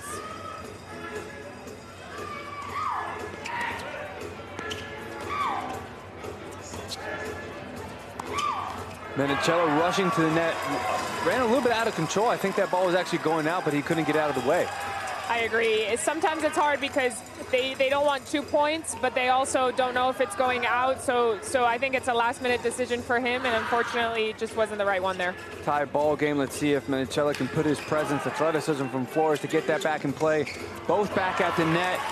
Point for Outriders.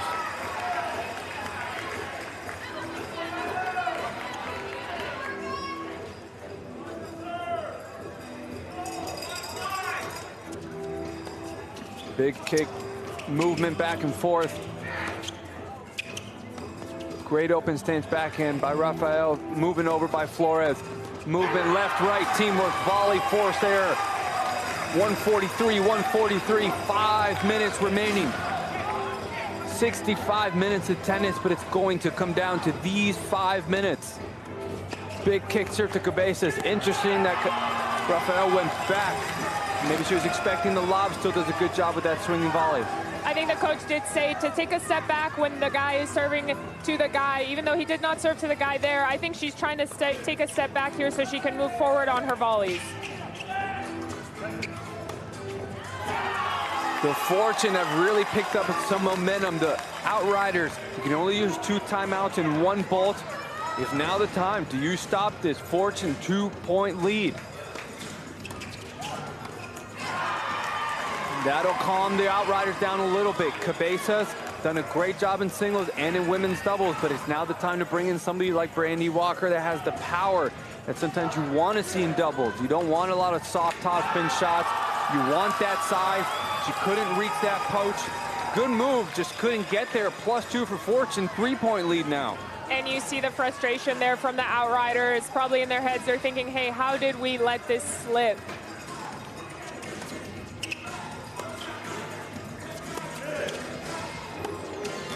Tries to take that backhand down the line, off the open stance. Risky move, works for her. 4-point lead, biggest lead in a long time. We see the substitution, but for Zoe Hammond to come in. Maybe they want Zoe Hammond in for her height. Maybe she has a little bit more room at the net to go for volleys. I don't know, we'll see. The heavy topspin that she normally plays, that's the risk, that it can leave some balls hanging. And Amy O'Connell will use her final timeout of the night to try to regroup before it really gets out of hand. Let's listen in. When we go back in, I want you to go in for a step in, and we'll make a change in a minute. But you go back in here on the active side. Wait till we are intense, and we're turning all the way up. If you're going for Fortune, make some noise. What about if you're cheering for Team Outriders? Make some noise. It is anybody's game right now. Quick, simple coaching from Amy. Sebastian Nunez reminds her, you're out of timeouts, time to play. Fortune going to try to take advantage of that and continue to ride the momentum. 150, 144, Fortune on the near side in the all black. Coach Siegel's fired up. J-Flo, LaCase ready to go.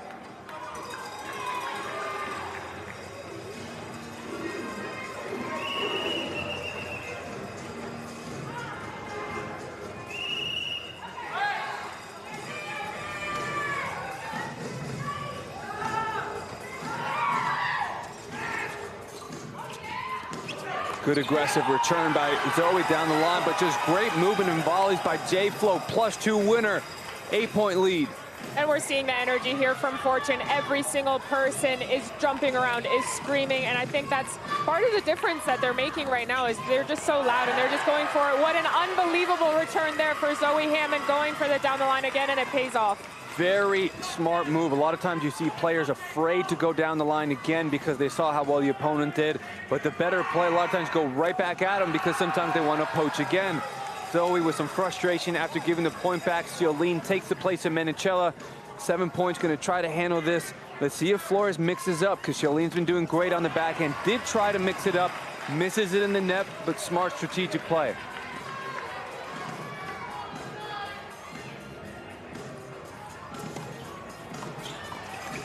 Great volley by Zoe with the big fist pump, +2, getting her team back in it to within 4. 2.5 minutes. That is exactly what they needed there. What a gutsy move from her. And they're getting another point on the board there. This is exactly the position they want to be in with Ciola serving again. Fortune from an 8-point lead down to 3. You can see the look on their face changing. The Outriders have the momentum and the confidence. Zoe with another poach, the fist pump. They look like the team that they're winning even though they're still down 2. 2 minutes left and a timeout from Coach Tim Siegel to take a breather.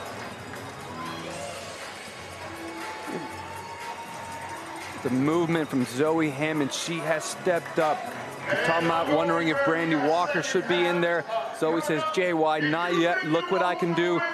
In singles, she was playing more conservative, and now look how she's turned it up for doubles.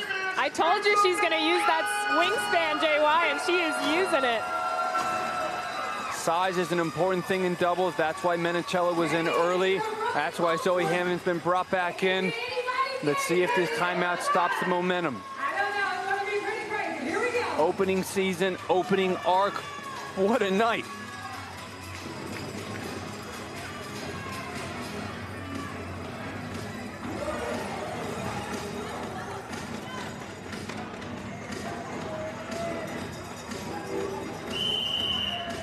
Ciolin to serve for Outriders.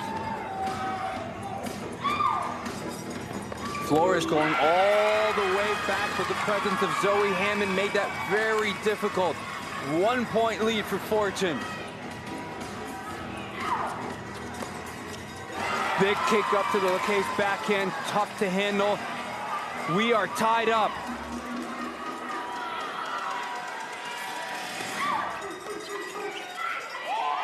Take that one on the rise. Doesn't go all the way back. Volley on forced air. Fortune maintained the 1-point lead. LaCase to serve.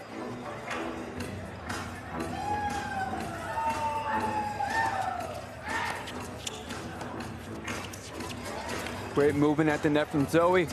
Ciolin didn't follow it up. Uses the forehand dipper. Great job. Tied up once again. Ciolin with the extra look. Zoe to serve.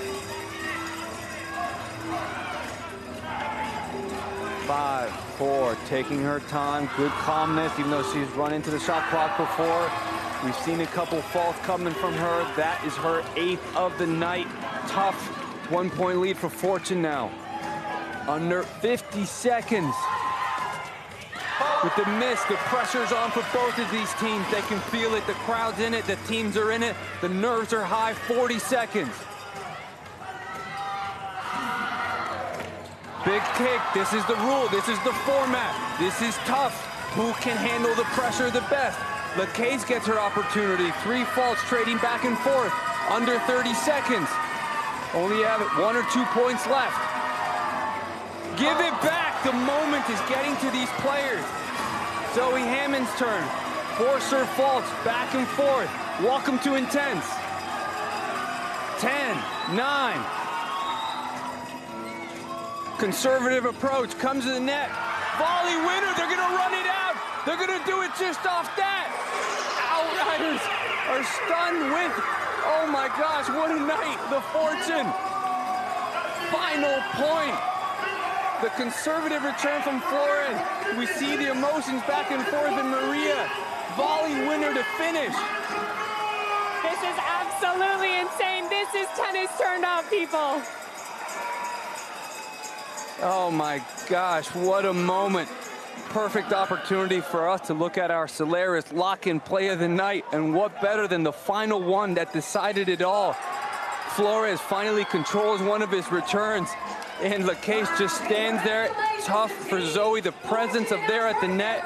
Roberto sitting with a celebration. Maria, just let's try to take this all in right now and give us your thoughts. I can barely take it in. This is my first night here, and already I'm in love with this format, with this intense tennis. This is insane. What tennis here. It's incredible. The team's trying to get gathered to share their thoughts, but this is just something that you do not see in tennis. In traditional tennis, coming down to the final point never works, right? It's always you got to win by 2. But tonight, it comes down to the final play to get us started as we go courtside with Kelly, who's got Coach Siegel. Coach, boy, what would you say was going through your head there as you saw the clock counting down 10 seconds? One last point. I was just praying that he wasn't going to overplay the return. Once he made that return, I felt confident because he's a showman and he gets a little wild. But let me tell you, I told the team going into mixed doubles, if we were down by less than 10, we would win, and we did. So proud of him, so proud of him. I saw the hug there at the end. I mean, that embrace, does that say everything about this first round matchup? First of all, I love this league so much. I love my team. They work hard, and they never gave up, even though we were down by 15 or more. Congratulations on the win. Enjoy it. Guys, big win for Fortune. What a moment for the Fortune to round it out tonight. Extra special as they get the prize money spotlight after tonight's win.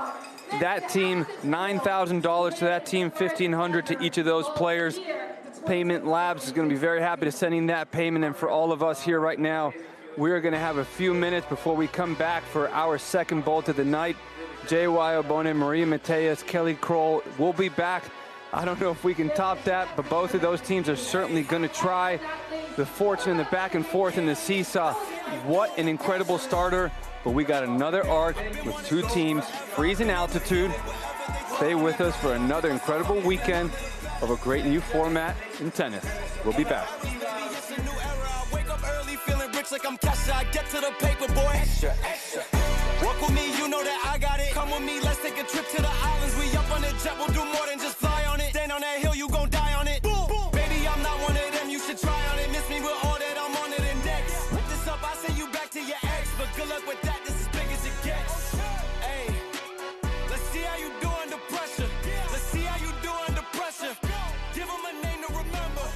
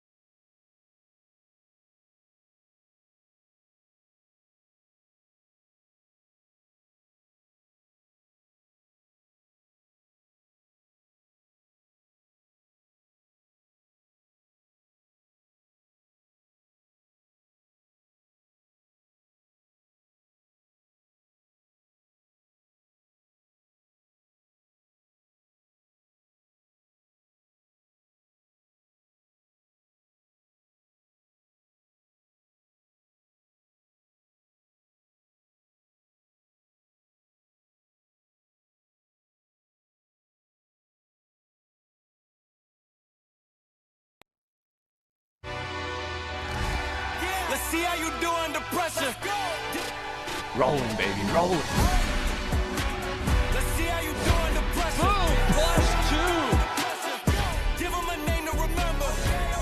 We're about to get back out there and kick some. Let's see how you do under pressure. Let's see how you do under pressure. They are fired up here. Yeah, let's see how you do under pressure.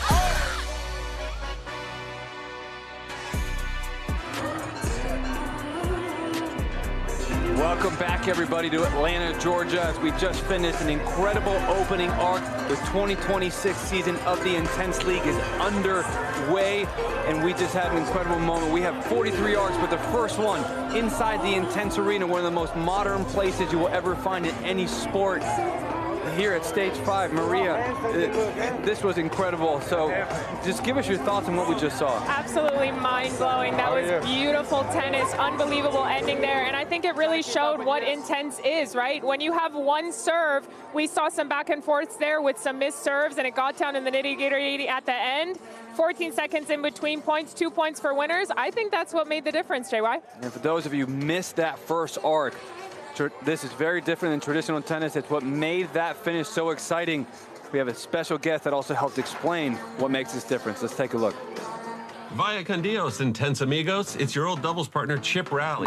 You might recognize me from YouTube. I'm here with my old doubles partner, JY. Chip and I are here to tell you a little bit about Intense. We like to crack wise, but one thing we don't like to joke around about is why Intense exists. Let's get into the weeds and fertilize some minds on the truth behind the world's favorite tennis league. There was an opportunity in professional tennis to make the life of a tennis player more financially viable, more stable, more sustainable. So Intense took it and ran with it. And they ran fast, taking tennis to the next level. Our players make a salary, which is unheard of in tennis, and you can take home winnings each week. $9,000 in weekly winnings, $30K in championship winnings. Welcome to the next tax bracket. The money is one thing, but the stability is another perk. For 8 weeks, Intense players don't have to worry about packing their bags every week and going to another city. They get to stay here in the capital of tennis earth, Atlanta, where the peaches are green and the tennis balls are greener. Peaches aren't green, Chip. Back to you, JY. 10 teams, 8 players per team, 4 men and 4 women, and they get to experience team tennis. With 8 players on each of our 10 squads, they never celebrate victories by their lonesome and never navigate the agony of defeat as a solo act. That's right. Not only do they have a shoulder to cry on after a loss and a back to slap after a W, they've got a head coach willing to stick his neck out for them. And unlike the coaches at my club, these coaches are good. The coaching benefits are real. And you know what else is real around here? The fan merchandise. Experience. Fans, yell, be loud, have fun. Nobody's gonna shush you or tell you to have less fun. Could you imagine someone around here saying, stop having a blast at the tennis? Not gonna fly. And you're not gonna be here forever. Our arcs only last about 2 hours. No endless 5-hour marathon matches that'll have you wondering, am I ever gonna see the family again? There's just enough time for you to sit back, stand up, relax, get fired up, and enjoy the tennis. And the beauty of Intense Tennis is the uniqueness of the players, of different personalities, of different rules. And we saw that with the first arc, and we're going to see so much good tennis here in this second arc. A great night, and as we get ready, we'll go to Kelly Kroll, who's with one of the league's ambassadors, Trey Boston. Absolutely. Trey, star safety stud of the Carolina Panthers and an ambassador of Intense now. What was it about this league that really caught your interest? Yeah, I mean, again, the name of the league is Intense, and that's the way they keep it. If you just watch that arch right there, that game was crazy. Down to the line, the comeback kings, Fortune comeback. I'm talking down, I want to say they're down almost double digits. They come back and win it with 10 seconds left. What got me into it was just the rhythm of the game, fast pace, a team. Everybody wants to be a part of a team. And for me, that team atmosphere, the people pumped up, the energy, we could barely talk, and we're at a tennis match. Yeah. It's a beautiful thing. Amazing. So for me, high energy is what it's all about. You know what that chemistry of having a team is like, certainly, but tennis players don't always get that. It's unique to the game. Absolutely. Once they leave that college atmosphere, they end up being singles. You know, they might play doubles here and there, but this is truly back to that feel, the love of the game, them rooting for their peers, and then a crowd rooting for them. It's unbelievable. We love having you here, Trey. Thank you so much. Enjoy the next arc. Come on, man. Let's go. Let's go back to you guys. Thank you, Kelly. Thank you, Trey. In just a few minutes, we'll be right back with our second arc of season opening night. Stay with us, and we'll be back.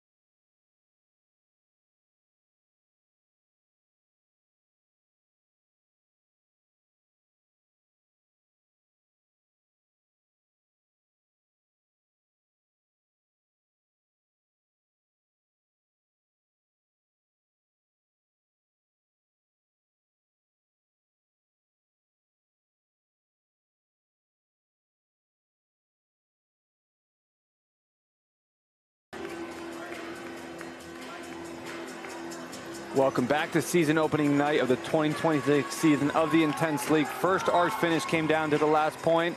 Then we're coming down to the second one of the night. I'm Jay Wildbone and Maria Mateus here. Maria, as we have the altitude and the freeze coming up, who are some players that stand out? You know, such special teams here for altitude with Coach Marcelo Ferreira. He's our 2025 Intense champion. We have Felix Corwin, who's a top 10 doubles at Minnesota, and Emma Burgich, supermom, 7-time All-American. And the freeze, we got Coach Simon Pritchard with Carousel and Sion Mendez, our 2025 Intense MVP. It's going to be a good night of tennis. Raul Garcia, one of the biggest forehands, and then Felipe Costa coming in. But first, we'll go down to the coin toss for Sebastian Nunez. Right. Welcome to Intense. Team Freeze, you're the host. Altitude the call. Heads or tails? Heads is the call. It's heads. All right, Freeze to serve. Good match.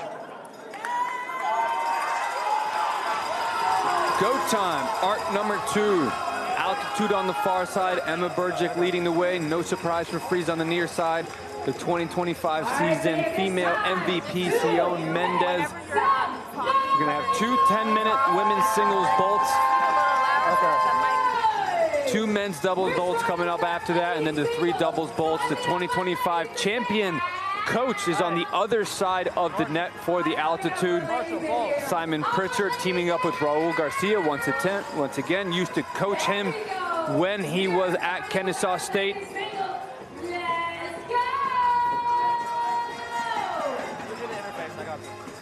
Emma Burgich had a resurgence in her career, taking some time off. They're having a couple kids, bringing it back, playing some of her best tennis as she comes in for the Intense League, Maria. Absolutely incredible story from her, and she's playing arguably the best tennis of her life, and she is one of the best players in this league. And Sion Mendez, you know, being MVP, having that experience, having had played a lot last year, and Emma having played last year too, definitely have some experience. Let's see what these girls got. I think we're going to see a lot of drop shots from Sion. That's her best shot. She works the court very well. Wonderful open stance backhand. Just a great athlete overall, but the way she works the points to set up the drop shot, that's what she's going to try to play. Emma, solid off both sides. Good mover, won't overpower you, but she'll beat you with her tenacity, her toughness, her fight as she gets ready for this show to get underway. Known both these girls a long time, having played a lot of juniors with Sion and having had played Emma in the pros too. Both of them are fierce competitors, great girls, and I think really good people to start off this arc for their teams. First point on the way, clock on the way. First nervous hit of the night from Sion. Miss hit, forehand into the net. 1 point for altitude on the far side. Emma Burgich with the first serve. Spending a lot of time working on that toss in the past few months. Speaking of Marcelo, pointed out how much he's improved that serve. Serve right off the line skids, +2 winner. You hit a winner, counts as 2 points for your team. You go back and serve on the same side. Total points will accumulate throughout the night, so even when the men come up, whenever that ball finally comes down, all the points accumulate throughout the night. This is one total team score.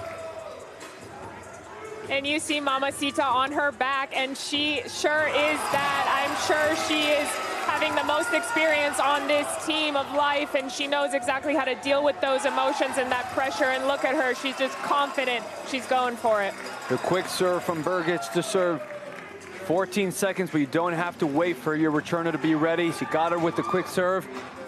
Sion misses that long. Let's see if Sion feeling the nerves, but also a little bit of pressure and expectations. Last year it was new for everybody.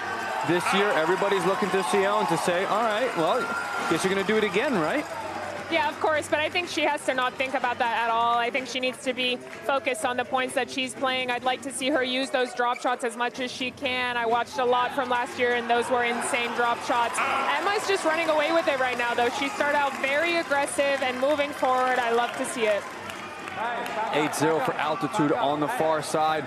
Lots of tennis to be played, 70 minutes total time, but scoreboard pressure was not something that either team earlier tonight fell under.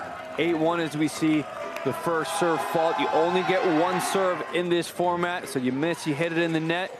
Point goes to the other team, and you serve when you win points. We're going to see Emma go back and get an opportunity here.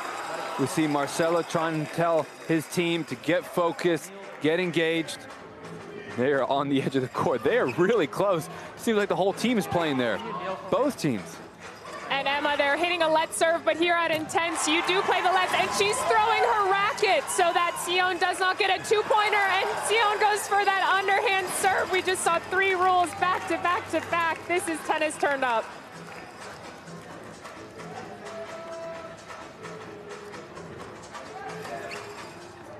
Big serve by Emma, bigger return by Sion, a couple +2s for her. Very interesting as you look at Sion's serve, Emma's serve. Not a lot of spin on that serve. It's coming pretty flat. You think that's on purpose, or is it just something she's trying to work through the nerves? You know, this is actually, she's serving pretty hard, and I love to see it. It looks like she's improved her serve a lot. I think it used to be a lot softer, and it gave opponents an opportunity to come in, but she's really going for that serve, and she's looking good right now. 12-7, Sion using some of her drop shots in the point before that.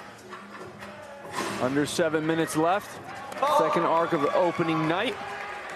Only one serve, she misses it. Point for the freeze on the near side. Running around the forehand, we saw that earlier tonight. Crushes the backhand, but great defense. Tries to find that drop shot. In the right place to do it, though. Yeah, I agree. I think I like to see her moving forward. She has such a good net game, and hitting those drop shots, I think it's going to come to her. She just needs a couple reps. Again, everyone coming in, she's ripping some balls now. I think she's trying to let go of some pressure and some nerves, and she's going to ease right into it. Big forehand on the rise, sets up the swinging volley winner, +2 for altitude.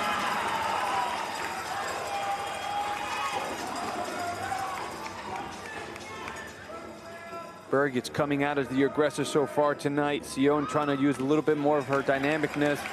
But Birgit handling it extremely well. 15-9, freeze on the near side. 2025 female MVP trying to bring back some of that high-level tennis. But Birgit is playing some good tennis to start. Slice down the line, pulling Birgit on the run, sets up the forehand down the line, +2 winner. 15-11.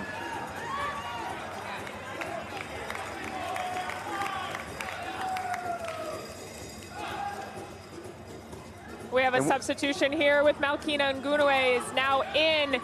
Very big personality. I'm sure she's going to get her team fired up, and let's see how she does against Sion here. Big personality, big game, can bring a lot of dynamic movement forward to the net. 16-11.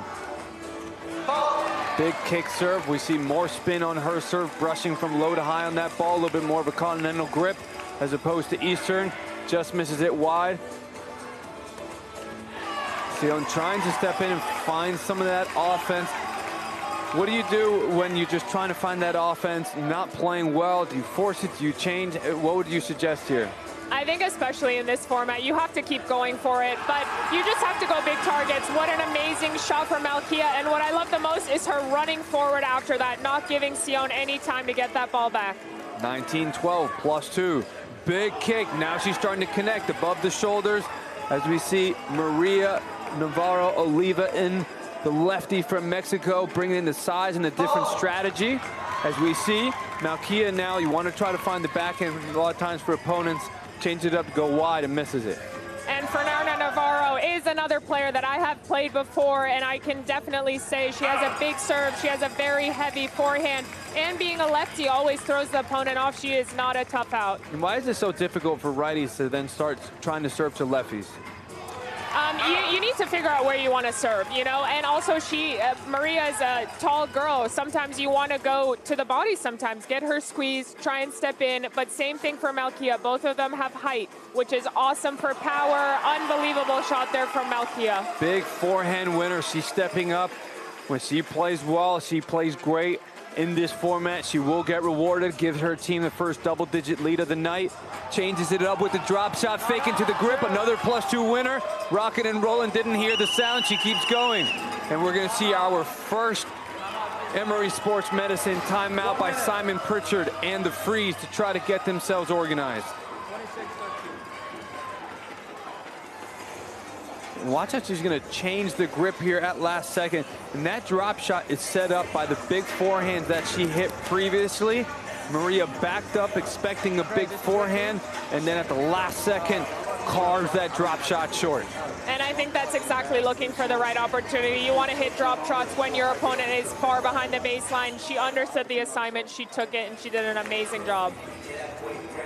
And Kelly, you've been around these teams as they've started tonight. What's the feeling down there? JY, Maria, I'm sure this is no shock to either of you, but what you're seeing from Team Altitude on the sideline, it's a direct reflection of their coach, okay? Marcelo is as intense as it gets, and every single one of his players, I mean, if nothing else, they're showing this crowd exactly how loud and crazy and intense you can get during this, because they've got it all rocking and rolling over here right now. 26-13, they are definitely on a roll. 13-point lead as we come back. Final 3 minutes of the first 10 minutes as we see the teamwork. Malkia was lined up to serve on the wrong side. Teammates helped her quick serve to come into the net, and it works out. +2 lob winner. All things going right for the Altitude. And I think Kelly said it really well. You know, the players are a direct reflection of their coach right now, and Coach Marcelo is just so high energy, and we're seeing that from the Altitude, which is, I think, why they are more comfortable right now in this setting. Oliva trying to use some of that slice, change it up, change the dynamic, give Malkia a different look. Works out for her there as Malkia overplays the drop shot into the net, loses the patience. Oliva to serve.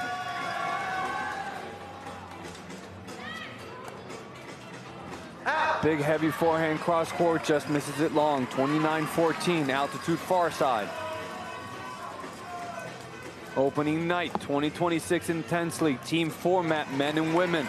Substitutions, they can happen at any time. Unlimited as well. Each team gets 5 timeouts. We saw the Freeze use 1. Men are going to be coming up after women's singles uses their 20 minutes. Men's singles will get 20 minutes, all 3 doubles formats after the finish. Came down to the last point, arc number 1. +2 with that serve and volley sneaking into the net. 32-15 for Altitude. Coach Marcelo is so fired up. And you know what I love about the Altitude team is that every single person on that sideline is staying warmed up and ready. They know if they're thrown in, they are ready to go. Coming into the net with a forehand down the line. Misses that passing shot long. 33-15. Big serve, loosening up, feeling better. Forehand lined up, gets her body weight into it, sets up another volley, +2 winner. Oh my goodness, Malkia is playing some unbelievable tennis here tonight. 35-15, 20-point lead. The Freeze are looking at that clock and they can't wait for that 1 minute to go by. No answers for anything being thrown at the Altitude. Marcelo gonna try to tell Malkia to calm down and slow down a little bit. Very interesting coaching move. The balls have not made it back. Where are all the balls? I think that Sebastian Nunez is going to give her an extra second to replay that point. Very interesting from Marcelo to actually tell him to calm down. I mean, is this something you want, or do you want to continue to ride that wave? You know, I think as the 2025 champ, he knows what he's doing, so I'm just going to trust that he knows. And, you know, he's telling Malkia, take a breather here. Maybe he wants to run down the clock a little bit, too, because of how well they're doing. Sometimes with the athletes, it's amazing the tiny little things that can really disrupt their rhythm. Hopefully that wasn't one of them for Altitude. Malkia with the serve miss. Oliva to serve. Opening up the court with the backhand. Drop shot angle from Ngonaway.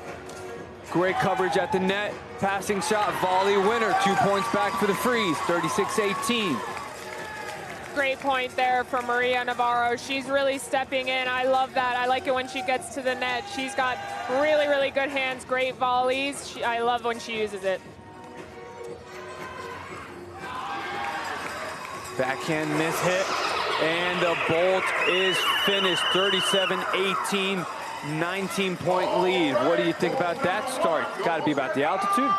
You know, I don't know if you you can get a better start than that from the altitude. They're showing experience. They came out here and they are on absolute fire right now. I don't even know if Freeze is really doing anything wrong. I think altitude just played that well, so it's going to be interesting to see how they pick it up. And you know, I'm excited to see more tennis here. They're playing amazing. The Freeze are going to welcome this timeout as they want to try to change the momentum. We'll see when we come back with our second women's singles bowl.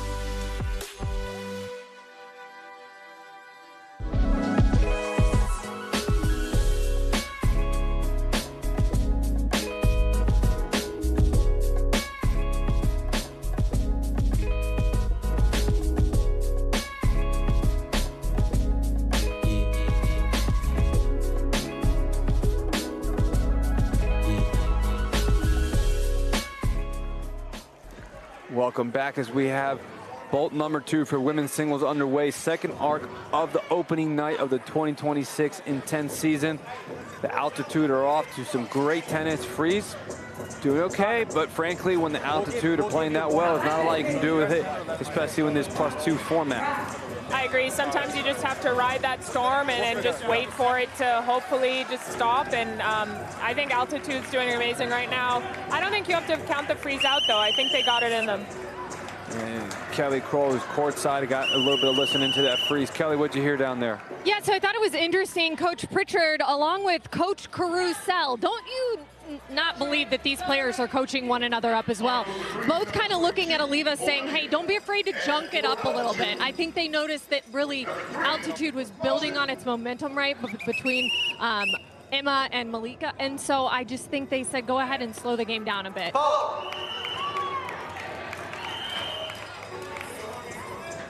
And Burgic just seems too ready to play, never listened that she didn't get the go time. They're anxious. When you're playing well, you don't want to stop.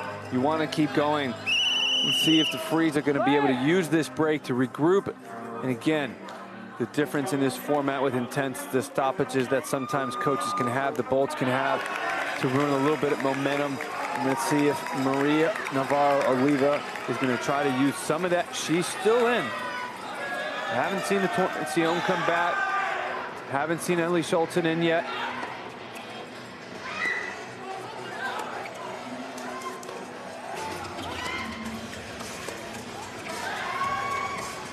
Slice, change of pace deep to the Burgic forehand. Continuing to change that pace, keep it low. She's been effective the few times that she's been able to use that. 37-20. I really like that change of pace, get the ball a little bit low, and we see Team Freeze have a huge come on after that. I like to see their energy to unfreeze themselves, if you will. Big aggressive forehands by Burgic, chooses not to come into the net, goes from offense to defense. Navarro taking advantage, using that lefty heavy forehand. Change of direction, forehand inside out. Drop shot, bringing Burgic in. Counter drop shot, +2 winner. Unbelievable movement there. Great court coverage from Mamacita. She's all over the place. Great point, though, from Navarro. She played super well. I like to see that from her, and she can keep that up. And, you know, sometimes it comes down to luck. That toss getting away from Burgic just a little bit. 39-21, 8.5 minutes left. The women's played 10 minutes before this. The men will play 2 10-minute bolts after this of men's singles. Then we get all 3 doubles formats after. Men's doubles, women's doubles, mixed doubles. Always finish with mixed doubles. The host team gets to choose who starts first, and that's why we started with women's singles. The Freeze got to choose women's singles, and why wouldn't you with Sion Mendez? But then they quickly pulled the trigger to get her out. I think Sion maybe just came out a little tight. I'm sure she's going to get a lot more playing time tonight, and she's going to step up when she needs to because she has that experience. And look at her, she's on the sideline, she's bouncing around, she has a racket in her hand. I think she's going to show everyone what she's about. 41-22. Oliva, when she gets pulled out wide, seems to struggle a little bit, going for a little bit too much. Hitting over the backhand this time. 41-23. Freeze near side, altitude far side. I'd like to see Emma just swinging a little bit more forward with the forehand. I think sometimes she lifts up because she wants to hit a heavy ball, but when she's stepping into the court, I think a little bit more forward with that forehand. Great deep return. When you want those deep returns, it's hard to get out of the way because you land inside the service baseline, and then it's hard to get out of the way on that deep ones. We've seen another fault from Brgic. That's her 6th of the night, and we're going to see a timeout from Marcelo Ferreira as hey, a little bit of sloppy play. Give me a coaching opportunity here. Your best coach or your worst enemy, okay? You have literally this much reason to be negative right now. You're playing great, she's playing great, we're leading by almost 20 points. Take a deep breath. I don't want to hear pitch from us, none of that shit, okay? Remember you told me yesterday, coach, lags, okay? But this too, okay? Because if you miss a ball this long, they freaking deal. Keep swinging through and keep in mind, you are the ball maker. They need to catch up, make the points as long as possible. Let's take into this next single 20, 25 points. Positive, bro. Come on. Give it up for Marcelo. This is what we hear inside of those raw, mic'd up moments. We hear true coaching. Sometimes it can get intense. You can hear the language that sometimes gets over the top, but frankly, that's what happens in coaches, especially in this format. And this is why we want those mic'd up moments. We want to hear what goes on. How do they really talk to these players in the middle of competition? Absolutely, and those were great words of encouragement there for Emma. It sounds like she was getting a little bit negative, which we didn't see, but I guess Marcelo did, and he's telling her, hey, you have 0 reasons to be negative. Be a ball maker. That's okay that she missed a serve. We have a couple of serves back and forth. We're going back and forth, and Sion Mendez is back in. She's going to try to take advantage of some of these faults by Brgic. We saw earlier tonight in the first arc how Victoria Rodriguez struggled a little bit to get started, got substituted out. When she came back in, she played significantly better, and already we see one of Mendez's best rallies of the night.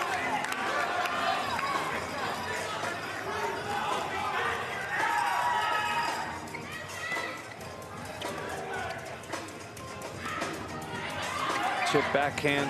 We've seen a few of those from the Freeze team to try to change the pace against these players that are playing well. Using the dynamicness, drop shot dragon, trying to see if she can bring it back. Point for her. 40. Unbelievable hands there from Sion, really going for it. I like that she's following it in right after, too.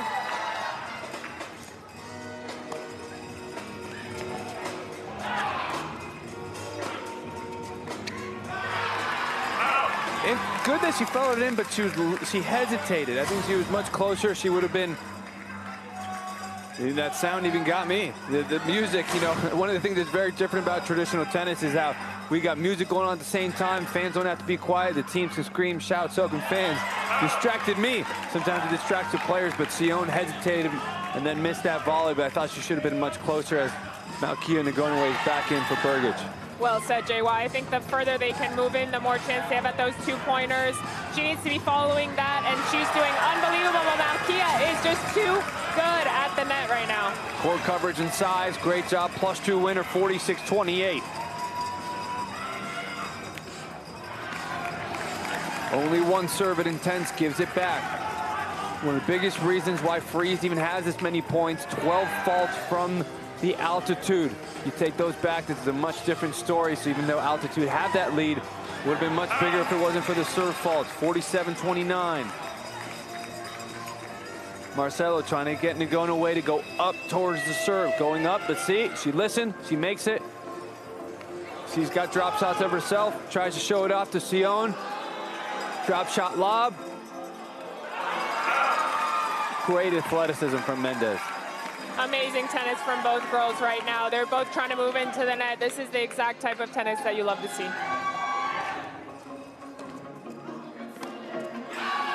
Goes around the backhand, attacks it. Coach Ferreira trying to get her to calm down. As intense as this format is, coaches do want players to play with great energy. There's also a line where you can play with too much energy.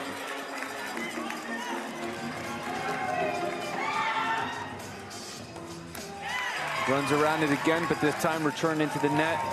Mendez going to play a little bit quicker. Fault given back. That's her 4th of the night.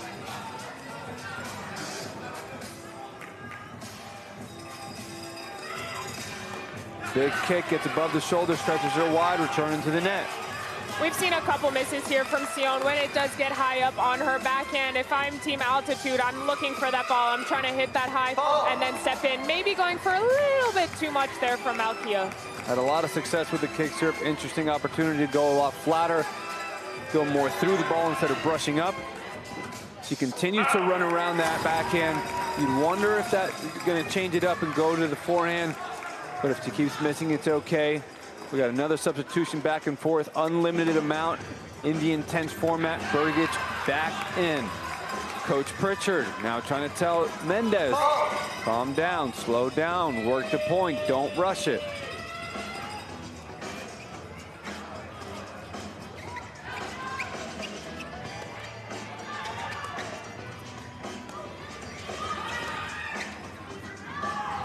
Brgic with her drop shot. Great defense by Mendez to set up the overhead. 51-36. 15-point lead for Altitude. Mendez been responsible for 23 of the 36 points, but that's her 5th fault to give back. Anytime she's played a little bit of tennis at a good level, she gives it back. It looks like we're going to have another timeout. Looks like this is going to be from Altitude to try to provide a little more coaching to Brgic.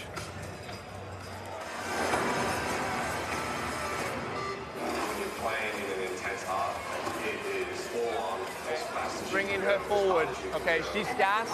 We keep on making her work physically, okay? Yeah.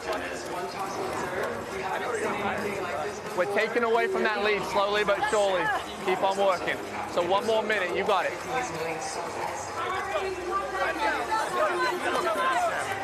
Yeah, it is, but I don't want to risk a point going really long and then get a penalty.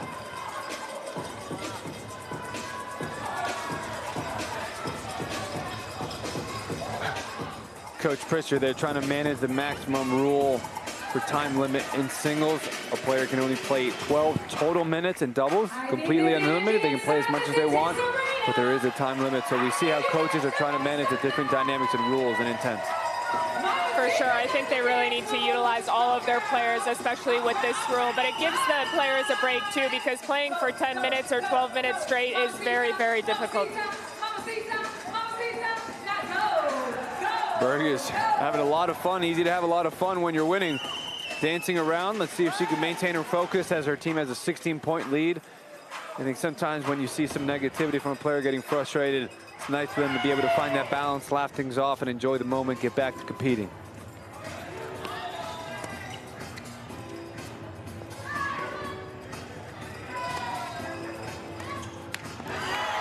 Heavy topspin to set up the backhand on the rise. 52-37, freeze near side.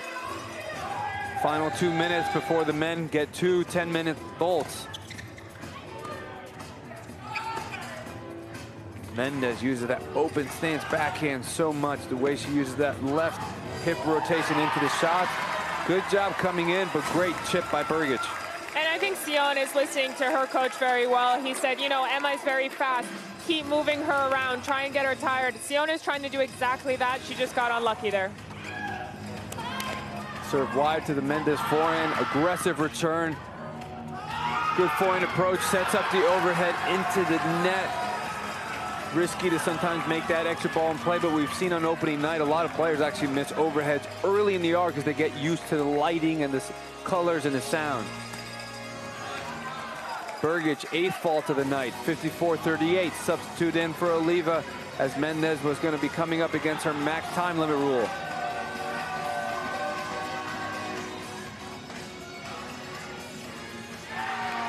A little bit stiff from Oliva to come back in. Ferreira trying to provide some coaching advice. Wonder if we're ever going to see the underhand serve. Well, she makes that, but Maria, not a lot of margin for error on that serve. I think she really just went for it. You can hear her really just grunt and go for it, and I think she got exactly what she wanted. We'll see if she gets it again. Gives it back, and this is the tough part about the format. The points are on you so quick. It's hard to just move past some of that negative energy. You have to be so good at putting things behind you. Birgit's clearly struggling on the serve side, benefiting a lot from the scoreboard as her team has a 17-point lead. Final points here of the women's singles bolts. Oliva Freed also, they haven't found a high level. Ferreira's gonna say, Birgit, we're gonna run this clock out. 57-39 point lead. Maria, give us your thoughts on that women's singles bowl. They're playing great. Altitude is really doing well here. They're using their momentum. They're going for it. Even with a little negativity, Coach Marcelo is keeping them going. Freeze, I feel like, is playing a lot better and better, so I feel like they're going to get closer here. Well, now it's going to be the men's turn. We have two 10-minute bowls for men's singles. The Freeze didn't get what they wanted from the MVP, Cio Mendez. Caruso, Raul Garcia going to lead the way. When we come back, men's singles bolts.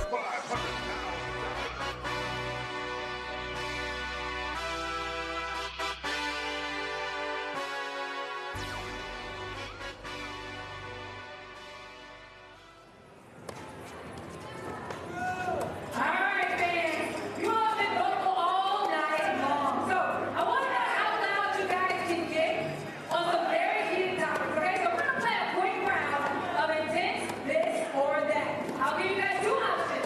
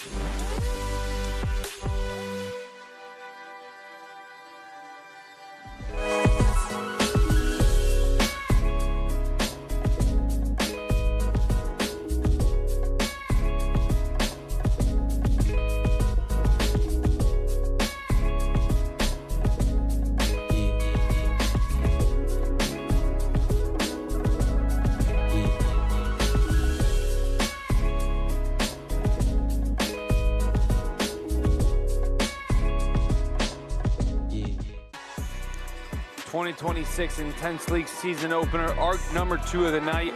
Altitude versus Freeze, 57-39. Altitude have been leading the way. I'm JY Obone, Maria Mateus. We saw the women's coming up. Now it's time for the men's. Amazing tennis from the girls on both sides. I think Altitude just played exceptionally well. I don't think Freeze did anything wrong necessarily, JY. I'm looking forward to see what the men bring out here tonight. Great tennis by the Altitude women. Okay tennis from the Freeze, but now it's the men's turn. Caruso, #1 pick of the overall draft. He's gonna show the people why he went #1. But on the other side of the net, Felix Corwin from the University of Minnesota. He's gonna show them what it's all about as well.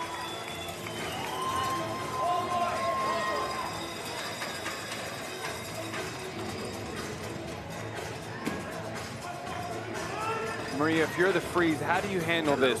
Is it time to start playing more aggressive, or is there enough time on the clock to work it, take your time, not force the +2 winners? What would you do in their situation? I think it's always a good time to play aggressive no matter what the clock is looking like, but with big targets. I think they can go for a good amount without feeling like they're forced or without feeling like they're out of control. For the men, Marcelo Ferreiro did a good job coaching the women up. Now we're talking to Felix Corwin, trying to get him ready. Season opening debut for Felix, first time ever playing in the Intense format. Crew got a little bit of taste of this in the preseason format at the Atlanta Cup. So he's got some live action. He's a big-time player. #1 pick for the Freeze. With being #1 pick, a lot of expectations. He's going to be coming in as they're down 18 points. We're going to have 2 10-minute singles bolts for the men. The women's had their 2 10 minutes. All 3 doubles formats after this. Women's doubles, men's doubles, mixed doubles to finish it off. And we are in Atlanta, Georgia. Assembly Yards. Intense League has taken over.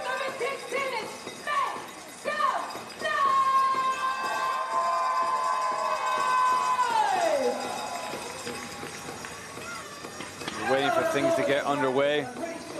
Kelly, has you been hearing about what's going on? Fresh pelotas. They're looking for new balls, guys. They do that before, obviously, the first ball, before, as in, let's say this time around, the women's. They're going to do it again before the men's, and then they do it again before doubles gets underway. And so that is what we were waiting on right now. I will tell you, Raul Garcia made it a point to step over and tell me not to worry, that the Freeze are coming back in this one, so he is full of confidence. And on the other side, I meant to tell you, I am seeking right now, the Emma section is here tonight, like friends, family, everyone. So help keep an eye out for me, because somewhere I said, are they bringing signs? And she said, no, we're pacing ourselves. We're working up to signs, maybe next week. Well, Raul Garcia definitely with that confidence. When he finds that forehand, arguably the biggest forehand in the entire league. The problem for him is that he needs a little bit of time to work his way into the playing level that he wants. That's what he struggled a little bit in the 2025 season, and he admitted that just takes a little bit of time for him to work in, so he's had to adjust to this format and figure out what's best for him, how to get started. They'll have to wait for Caruso, who's going to lead things off. And Maria, just talk about the difference. You know, in traditional tennis, they play with 6 balls to get started before they switch out. How impactful is it to have 9? It makes a huge difference. It's so nice to have so many balls. First of all, everything moves quicker, but also you keep the new balls new for much longer if you're playing with more balls. So this is a great thing that we're doing here. And that benefits some of the power players, right? Absolutely, especially with these extra duty balls from Wilson. You really can swing through the ball. The ball's going big out of your racket, and it's going to benefit a lot of players. A little bit of an extra timeout that might benefit the Freeze as we have the men's singles bolts on their way. Felix Corwin to serve on the far side for Altitude. His first forehand of the season into the net. Point for Freeze.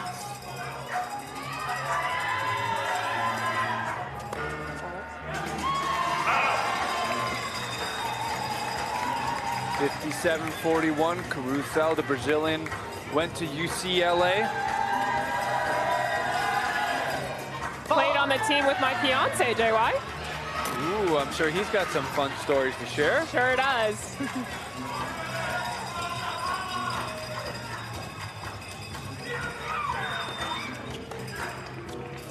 Body serve into the forehand. Caruso moving to the forehand, open stance. Felix even bigger, stretches in, point for the altitude.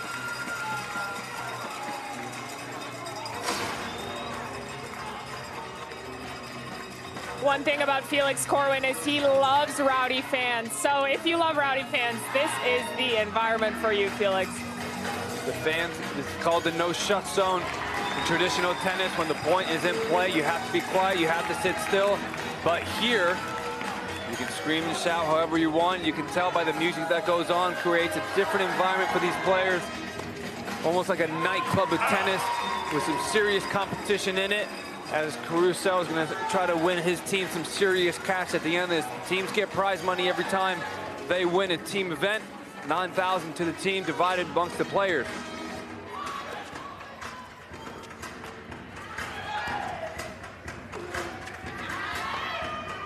Already seeing some better tennis from the men as they get started. Harder for the women when they have that anxious build-up. The men have already loosened up a little bit. 60-43 as Caru misses that backhand down the line long.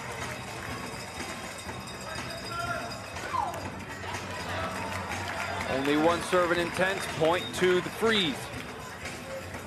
That was one of the big things in altitude that even kept them within striking distance at all. It's been the 16 faults that altitude has had. When you look at the freeze, they've only hit 9. Big difference, a lot of free points, even though the altitude have been playing a lot better off the ground. Serving errors have been keeping the freeze in it.